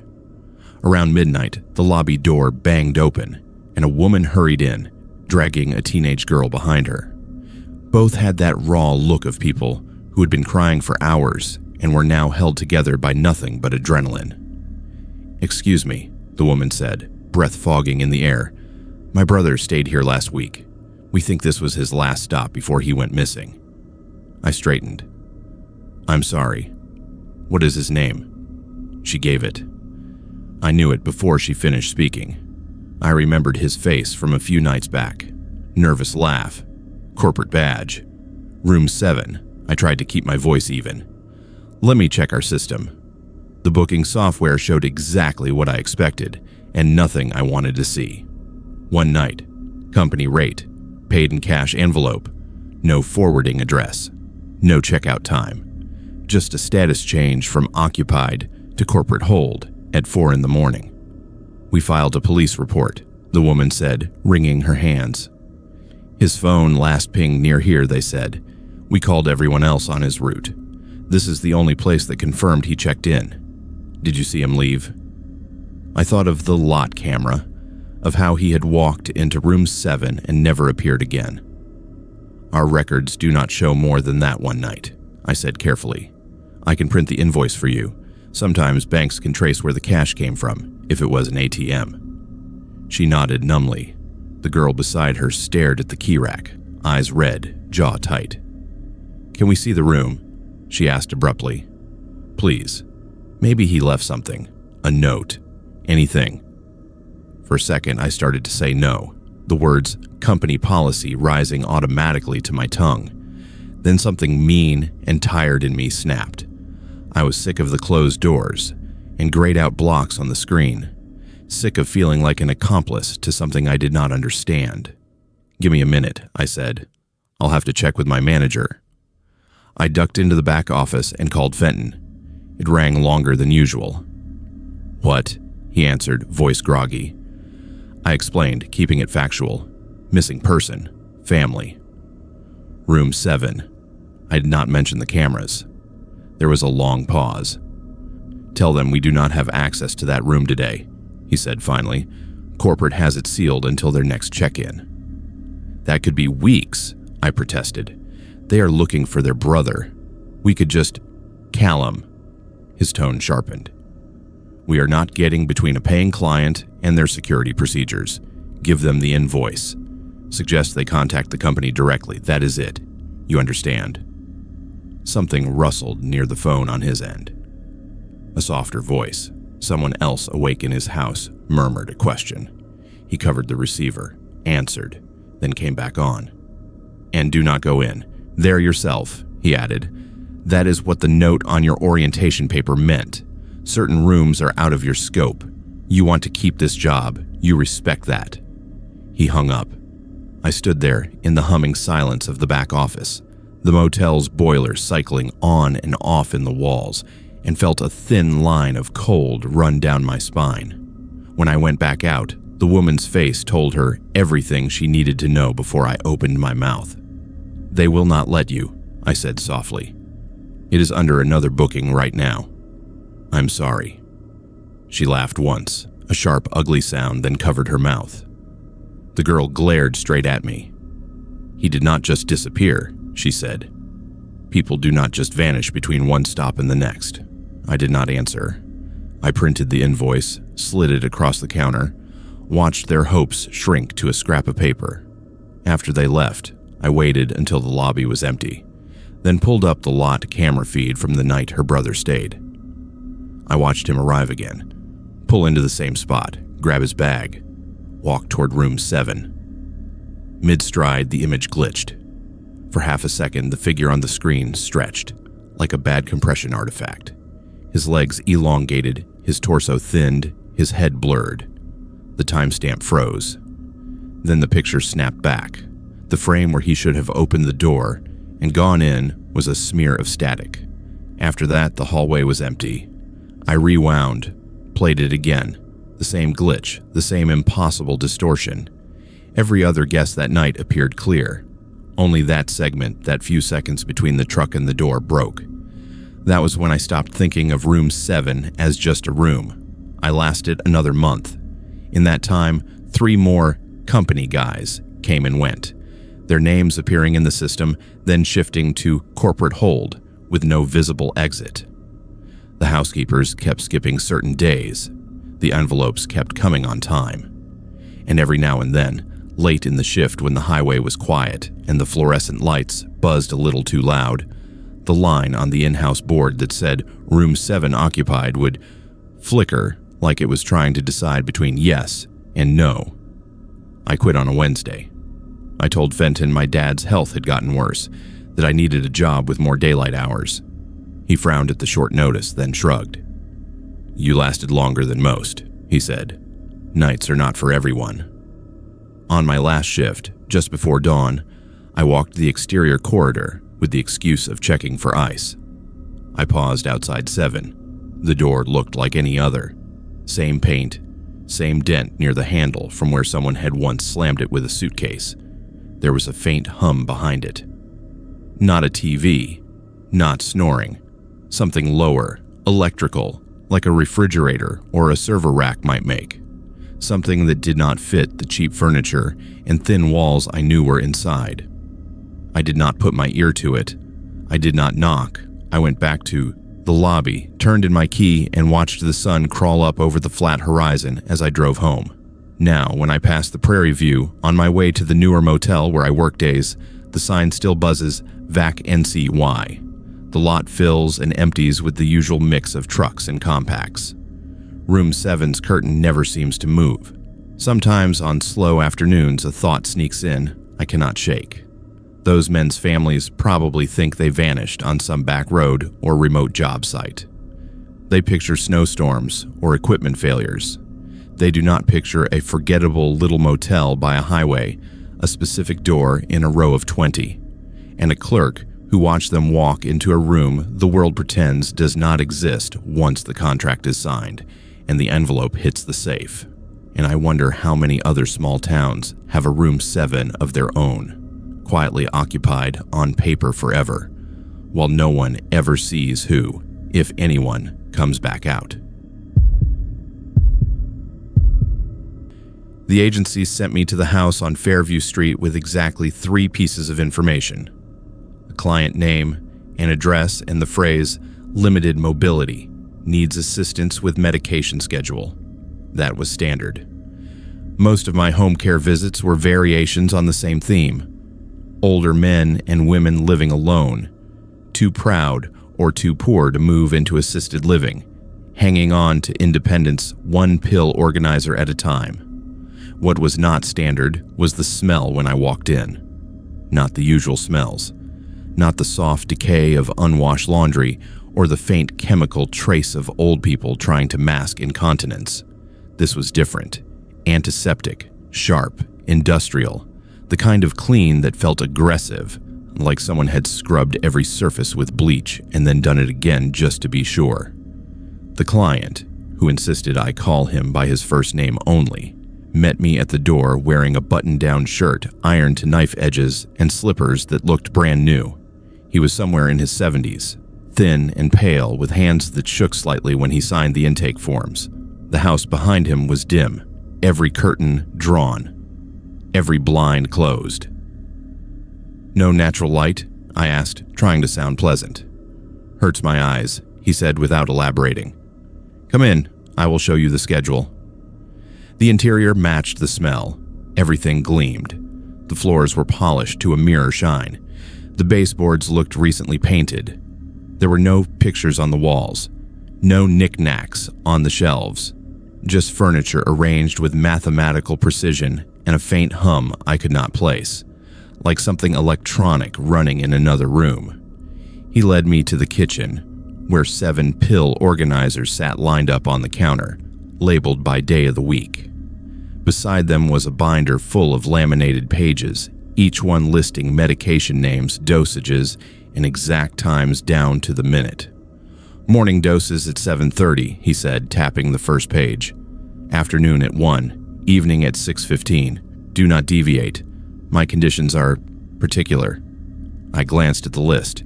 Most of the names I recognized: blood pressure, cholesterol, a mild sedative. But there were others I did not know. Long compound names that looked more like lab codes than prescriptions. "Who is your prescribing doctor?" I asked, pulling out my phone to log it. He hesitated. "Multiple specialists. Out of province. I have the documentation if you need it, but the agency already approved everything." That was technically true. The agency had cleared him. Still, something about the way he avoided eye contact made my stomach tighten. Over the next few weeks, the visits fell into a routine. I would arrive, check vitals, supervise his doses, note any changes in his logbook. He never offered conversation beyond what was necessary. No small talk about the weather, no questions about my life. He treated me like a function, not a person, which was fine. Some clients were like that.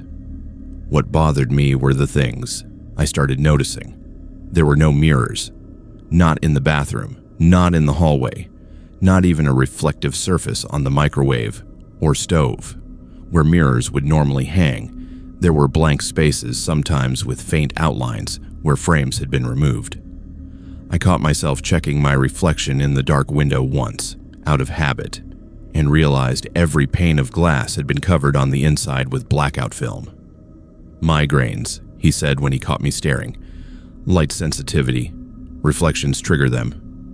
It made sense, sort of. Then there was the basement. I only knew it existed because of the door in the hallway, always closed, always locked. One afternoon while he was in the bathroom, I walked past and heard it. A low mechanical hum, steady and rhythmic, like a server or a refrigerator, but deeper. The kind of sound you feel in your ribs. When he came back out, I asked casually, "What do you keep down there?" His face went blank. Not startled, not defensive, just empty, like I had asked a question in a language he did not speak. "Storage," he said after a beat. "Old files. Equipment from when I worked. Nothing you need to worry about." The next week I arrived to find new locks on the basement door. 3 of them, industrial deadbolts that looked like they belonged on a bank vault. "Safety," he explained before I could ask. "The stairs are not stable. I don't want anyone getting hurt." Around the same time, I started noticing the neighbors avoided the house. Not obviously. They did not cross the street or glare, but no one knocked. No one waved. The mail carrier left packages on the step and left quickly. One afternoon while I was loading my car, an older woman from across the street caught my eye. "You are the nurse?" she asked. "Home care aide," I corrected. She nodded slowly. "How long have you been going in there?" "About a month." "Why?" She glanced at the house, then back at me. "Just be careful. He used to have visitors. Years ago, a lot of them. Young people mostly. They would come in the evenings, stay a few hours, leave looking worse than when they arrived." "Worse how?" She shrugged uncomfortably. "Upset. Crying sometimes. We thought maybe he was a therapist or something, but then the police came once. Asked questions. After that, the visitors stopped." My chest tightened. "What did the police say?" "Nothing. Just said it was a civil matter. But he has been alone ever since. No family. No friends. Just him and whatever he keeps down there." That night, I looked up the address. Property records showed he had owned the house for 30 years. No liens, no violations. But buried in an old newspaper archive, I found a small article from 15 years back. A lawsuit settled out of court involving unauthorized data collection and distribution of private images. His name was listed as a defendant. The details were vague, but the words coercion and blackmail appeared multiple times before. The case was sealed. I almost quit then. But I needed the hours, and the agency would ask questions I did not have good answers for. So I kept going, telling myself to stay professional, keep my head down, finish the contract. Then I found the camera. It was tiny, no bigger than a shirt button, tucked into the smoke detector in the bathroom. I only noticed because the angle was wrong, tilted slightly downward instead of flush with the ceiling. I stood on the toilet lid, pried the cover loose, and there it was. Lens pointed directly at the sink and mirror that was not there. My hands went numb. I climbed down, replaced the cover carefully, and walked back into the kitchen where he sat at the table, hands folded, watching me with that same blank expression. "I need to leave early today," I said, keeping my voice steady. "Family emergency." He did not blink. "You will be back tomorrow?" "Yes," I lied. As I reached the door, he spoke again, quieter this time. "You should not have looked." I froze. My hand was on the knob. He had not moved from the table. "Excuse me?" "At things that do not concern you," he continued, still staring straight ahead. "People always do. They think they are being clever. They are not." I left without another word. That night, I called the agency and told them I could not continue the assignment. I did not give details, just said the environment made me uncomfortable. They reassigned me without argument. A week later, a new aide started the same route. I ran into her at the supply depot.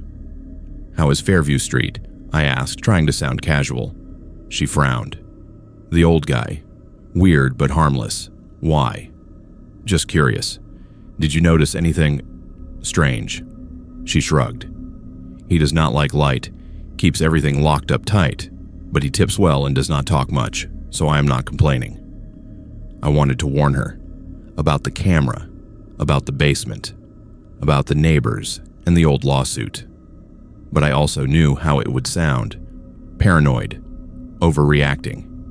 In a small town, reputation is everything. Accusations without proof do not just hurt the accused. So I said nothing. Months later, I heard through the grapevine that he had been moved into a care facility. The house on Fairview Street sat empty for a while, then sold to a family from out of province. They gutted the interior, the realtor said. New paint, new floors, new everything. I hope they found the cameras. I hope they tore out whatever was humming in that basement. I hope the locks and the blackout curtains and the rows of unidentifiable pills were enough to satisfy whatever investigation should have happened years ago. But sometimes, late at night, I think about the way he said, "You should not have looked." And I wonder how many other homes I have walked into where the walls were watching, where the quiet clients had histories sealed by settlements and silence, and where I was just another face passing through a system that valued efficiency over safety. I still do home care. I still walk into houses where the curtains are drawn and the basements are locked. But now I check the smoke detectors. I note the missing mirrors. And when a client tips too well or smiles too little, I listen to the part of my gut that remembers Fairview Street and knows that some houses are not just homes. They are traps, polished clean and waiting. I lost my job at the broadcast station the same week the snow started falling in October and did not stop until March. Budget cuts, they said. Restructuring, the usual corporate language that translates to, "We do not need you anymore." 20 years of keeping transmitters running, and suddenly I was obsolete, replaced by automated systems and remote monitoring software that did not need sleep or benefits. The severance barely lasted 2 months. After that, I was stuck in a cramped apartment, on the edge of town with nothing but time, and a growing sense that the world had moved on without me. I started staying up late, flipping through channels on the old television I had salvaged from the station's discard pile. Most of it was garbage, infomercials, reruns, static. Then, one night around 1 in the morning, I landed on Channel 7. At first, I thought it was a test pattern. The screen showed a wide shot of an empty street, pale sodium lights casting long shadows. No movement, no sound. Just a fixed camera angle pointing down a residential block I did not recognize. I waited for something to happen. A logo, a voiceover, anything. But the feed just sat there, silent and still. I checked the guide. Channel 7 was supposed to be a local affiliate that signed off at midnight. According to the schedule, there should have been nothing but dead air. Yet, here it was, broadcasting live footage of a town I could not place. I watched for 10 minutes, then 20, as the street remained empty. No cars, no animals, just those dim lights and the faint suggestion of wind moving bare branches at the edge of frame. Then, slowly, I noticed something that made my skin prickle. One of the houses had its front door open, not wide. Just a crack, maybe 6 inches, enough to show a sliver of darkness inside. The rest of the houses sat closed and dark, curtains drawn, porches empty. But that one door hung ajar, as if someone had stepped out for a moment and forgotten to pull it shut. I leaned closer to the screen. The angle was too far away to see details, but something about the stillness felt wrong. It was not the peaceful quiet of a sleeping neighborhood. It was the kind of silence that comes right before bad news. The feed cut abruptly to black, then jumped to another street. Different town, same setup. Empty road, streetlights, houses. And again, one door left slightly open. I grabbed a notebook and started writing down everything I could see. Street signs when they were visible. Architectural details. The angle of the light. Over the next hour, the feed cycled through at least 8 different locations, all small Alberta towns I vaguely recognized from my years maintaining rural broadcast equipment. Each one had that same unsettling detail, one house with its door open, waiting. By 2 in the morning, the screen went black and stayed that way. I flipped to other channels. Normal programming. I flipped back to 7, static. I told myself it was some kind of art project, or a prank, maybe a security company testing feeds. But the next night, I stayed up again, and at exactly 1:04 a.m., Channel 7 flickered back to life. This time, I recognized one of the streets immediately. It was in Westlock, a town I had driven through dozens of times for work. I knew the gas station on the corner, the faded mural on the side of the hardware store, and there, 3 houses down from the intersection, a front door stood open. Not the same house as the night before, a different one, but the same eerie invitation. I started cross-referencing. I dug out old work logs, maps, anything that might explain why these specific streets were being broadcast. The towns were scattered across central Alberta, no obvious pattern. Some were close to highways. Others were tucked into back roads no one used unless they lived there. Then I found something that made my throat tighten. In my old maintenance records, I had notes about unlisted bandwidth allocation on certain rural towers. It was a thing that happened sometimes. Phantom signals that appeared on the spectrum, but were not registered with any broadcaster. Most techs ignored them. Equipment glitches, interference, bootleg radio, whatever.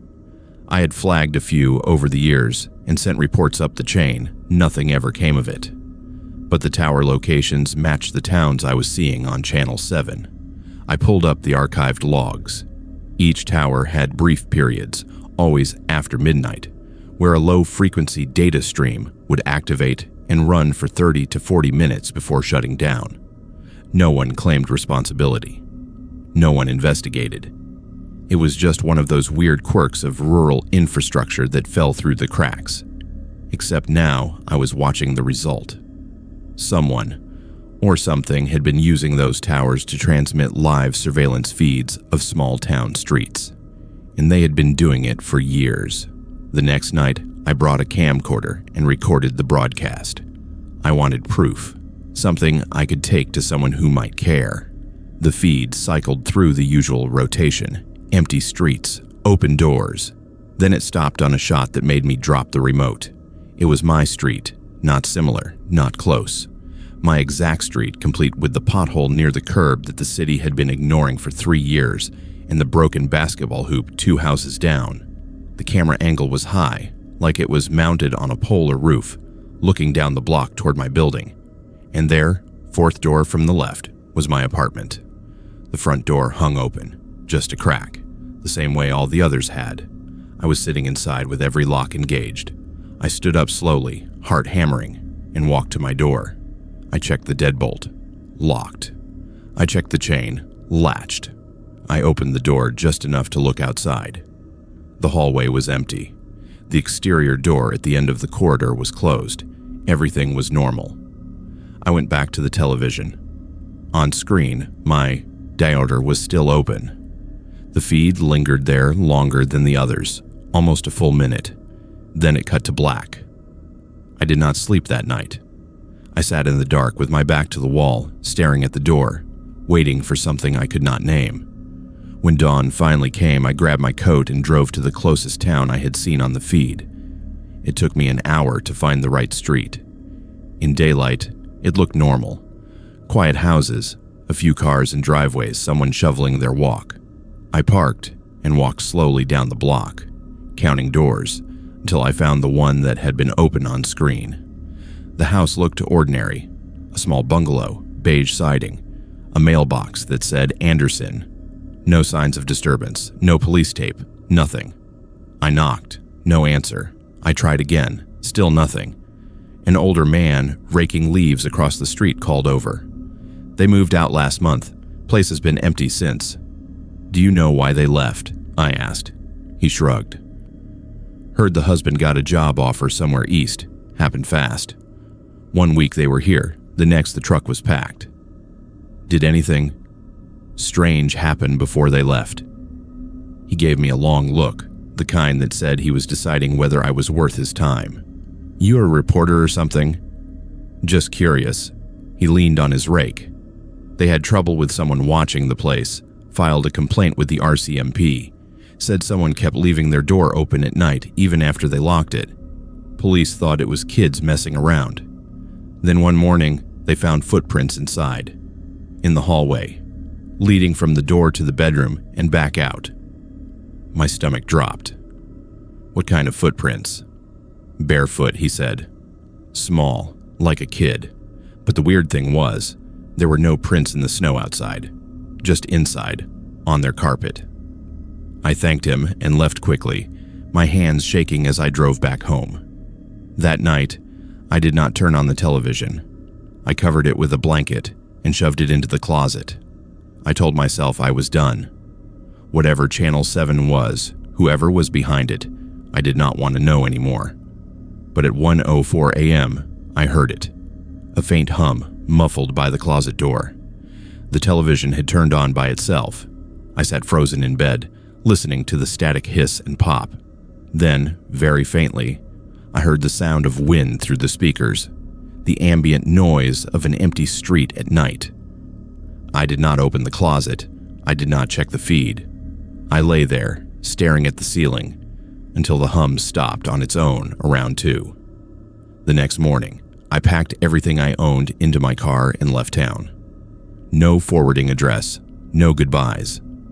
I drove until I hit a city big enough that the broadcast towers were too crowded to carry phantom signals, where the streets were too busy for anyone to notice one open door among thousands. I got a new television. I avoid Channel 7. I do not watch anything after midnight.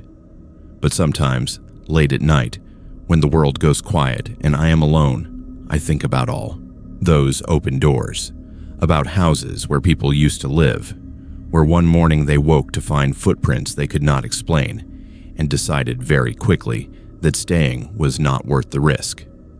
And I think about my old apartment, 4th door from the left, still sitting on that quiet street. I wonder if the next tenant has noticed their door hanging open at night. I wonder if they have checked the closet yet. I wonder if they have seen themselves on Channel 7. The first time I heard the story about the last bonfire, I was 15, and too busy trying to impress older kids to really listen. It was one of those heavy August nights where the heat does not break even after dark, buzzing with mosquitoes and bad decisions. The seniors had driven us out to the lake outside town, the one with the crooked dock and the faded "No lifeguard on duty" sign everyone ignored.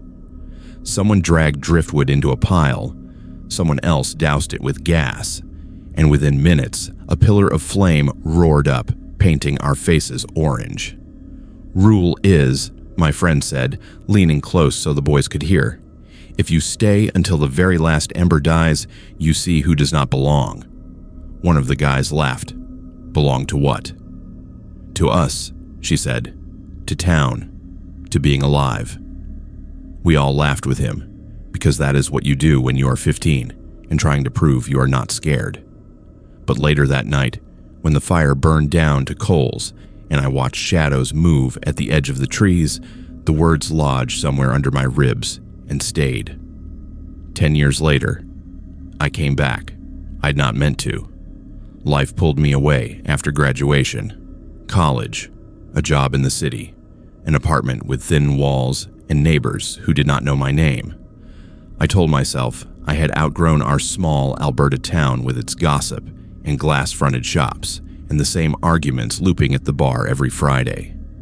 Then my father died, and suddenly I was back on the same cracked sidewalks, sorting through his house, his debts, his ghost. People who had not spoken my name in years hugged me too long and said I had not changed a bit. The night before the funeral, my old friend Leah texted, "Bonfire at the lake, like old times. You coming?" I stared at the message for a long time. My first instinct was to say no. Grief had sanded everything down to a raw edge. The last thing I wanted was warm beer and forced nostalgia, but something about the idea of sitting by that fire again, of burning at least one thing from the past down to ash, appealed. "I will be there," I wrote back. The lake road had not changed. Same potholes. Same leaning pine half-hacked down by bored teenagers years ago. As I turned off the highway, my headlights caught the familiar curve of the shore and the outline of bodies moving around a growing blaze. Leah waved me over, a silhouette haloed by sparks. Her face was older, lines at the corners of her eyes, but her smile was the same. "Look who finally escaped the city," she said, handing me a beer. Just a visit, I corrected automatically, then realized how pointless it was. In towns like ours, intentions do not matter, only returns. The fire was smaller than the ones from our teens, less driftwood, more caution. But the mood was the same. People stood in loose clusters, talking about jobs and kids and who had married who. A few newer faces mixed in, partners dragged back to see where their significant others had grown up. Laughter rose and fell with the sparks. Somewhere between my second and third beer, someone brought up Amber. It was inevitable. You cannot gather at that lake with people who were there 10 years ago and not think about her. Remember the last grad bonfire? A guy from my year said. The year we lost her. Lost. As if she had wandered off in a grocery store. She had been 17, one of those people who seemed to glow under any light, who made adults shake their heads and say she would go far. That night, she had danced closest to the fire, hair lit like a halo, beer in one hand, the other tugging friends into the circle. We all remember pieces of what happened next, but none of us have the whole thing. There was a fight with her boyfriend. There was a dare to stay until sunrise. There was her jacket found folded on the sand near the waterline, shoes placed neatly beside it. There was no body. Searchers combed the woods for days. Divers swept the shallows. Posters went up and curled in the rain. Eventually, the case shifted from missing to presumed dead, and the story settled into the town the way silt settles on the lakebed. Everyone agreed it was a tragedy. No one quite agreed on the details. Leah caught my eye across the fire. I knew she was thinking about the same rumor I was, the one that said Amber had stayed until the very last coal went dark, and that she had not been alone. "Do you ever think about her?" I asked quietly when we broke off from the group to stand near the water. "All the time," Leah said, "especially when I see that stupid legend on TikTok now. Kids in other places telling the last Ember story like it is theirs." "Maybe it is," I said. "Maybe it was never just ours." She shivered, though the night was still warm. "Do not say that." As the hours dragged past, people peeled away. Babysitters needed to be relieved. Alarm clocks waited. By midnight, the crowd had thinned to a handful of us, the ones with no one expecting us home, or the ones who did not want to go. The fire had shrunk to a mound of coals and occasional licking flames. Someone threw on another log. It hissed and sent up a new rush of sparks. "Remember the rule?" a younger guy asked, grinning. He was someone's fiancé, not from here, eager to prove he could hang. "Stay until the last ember dies, you see who does not belong." "Old superstition," Leah said too quickly. "Did you guys ever do it?" he pressed. "Once," she said. "We had." The summer after Amber disappeared. A smaller group, jittery with grief and bravado, staying long after everyone else had packed up. We watched the fire collapse in on itself until only a few glowing coals remained, stubbornly refusing to go out. I had not made it. Somewhere around the last flickers, sleep and fear drove me to my car. Leah stayed. She had never told me what, if anything, she saw. Now she kicked at a charred log. "It is just a story," she said. "We made it up to scare ourselves." "Then stay," the fiancé said. "Prove it." The challenge hung there. There is something about that lake, that age, this town, that makes backing down feel like dying a little, even when you know better. "I will stay," I heard myself say. Leah shot me a look. "Hannah, it is fine," I said. "One night, one old story. What is the worst that can happen?" By 2, the others had gone. Leah hugged me hard at my car, her breath hot on my ear. "Call me when you get home," she said. "If you get spooked, leave. Screw the legend." I promised I would. Then I turned back to the fire. Alone, the sounds changed. Without conversation and music, the lake took over. Gentle waves slapped the shore. An owl hooted somewhere in the trees. The fire cracked and settled, sending up brief flares that lit the empty beach and then plunged it back into shadow. I fed the flames less and less, letting them sink. Time blurred. My phone battery crept down. The stars wheeled overhead, the Milky Way a faint smear through the smoke. At some point, I realized I could see my breath. The temperature had dropped fast, as it does here after midnight, but this felt sharper. The air near the fire was cold in a way that made my teeth ache. The coals glowed dull red, shrinking with each passing minute. Almost done, I murmured to myself. Almost there. The last log collapsed in on itself. A shower of sparks flared, then died. What was left was a low pulsing glow, more suggestion than flame. I leaned forward, elbows on my knees, eyes fixed on the embers. A strange pressure built in my ears, like I was underwater. The night noises receded. Even the lapping of the lake seemed to retreat. And then, at the very edge of my vision, I saw her. Not in the fire. At its perimeter, a figure stood just beyond the circle of light where the sand met the shadow. She was tall, hair hanging in damp strings, clothes clinging to her like they were soaked. "Leah," I said, even though I knew it was not. The figure did not answer. She took one step closer. The firelight brushed her face. It was not quite anyone I recognized, and yet she carried echoes. A tilt of the chin, like amber. Eyes like a girl from 2 grades below us who had moved away. The shape of her mouth like my own when I bit back fear. She looked wrong in a way my brain could not categorize. For a moment, I thought it was the light. Then I realized it was the way she did not cast a shadow. The fire glowed on her skin, but the sand around her remained uniformly dark. "You do not belong," she said. Her voice sounded like multiple voices layered. Teenagers, kids, older women. Not loud, but perfectly clear over the dead air. My throat closed. "Excuse me." She tilted her head slightly, studying me with an intensity that made my skin crawl. "You left," she said. "You came back. You think that counts." The embers dimmed further, edges cooling to black. "I live here," I said, hating how weak it sounded. "I was born here." "And you left," she repeated. "We did not." For a wild second, I wanted to say Amber's name, to ask if she was there, part of this impossible composite. But something in me knew that naming would be a mistake. "What are you?" I whispered. She smiled, and the expression blurred, features shifting like a bad connection. "We are what stays," she said. "What gets stuck. What everyone pretends to forget, until they tell stories around fires and call it tradition." Behind her, more shapes became visible. Faint outlines, sitting or standing just beyond the reach of light. A whole ring of figures, watching. Some I almost recognized. Others felt like placeholders for faces I had never seen, but someone had. A low roar built in my ears. The embers flickered down to a few stubborn points of red. "The rule is wrong," she said. "It is not about seeing who does not belong. It is about us seeing you." My heart hammered.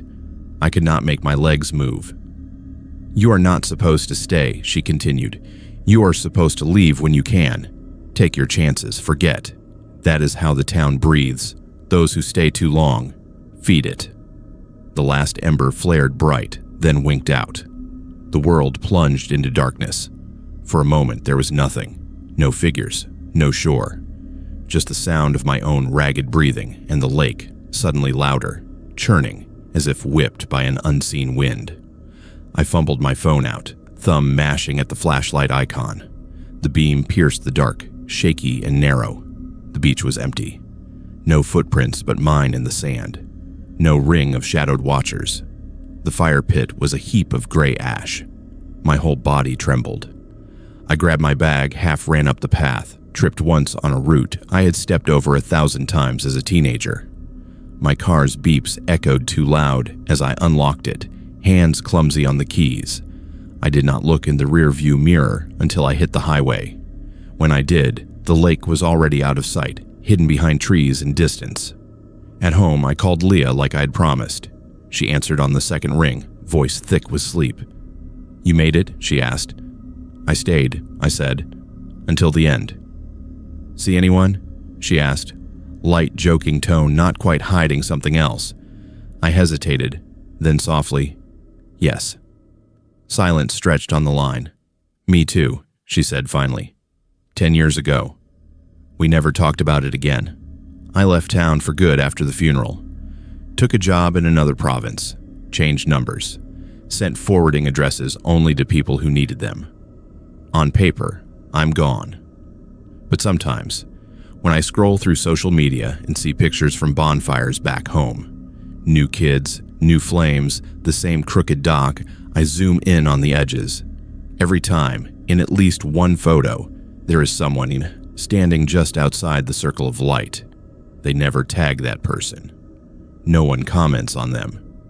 Most probably do not notice, and every time I see that blurred face, those damp clothes, that lack of shadow, I hear that layered voice in the back of my mind, reminding me that leaving does not erase where you are from, and staying is not the same as belonging. It is sometimes just waiting your turn to feed the fire.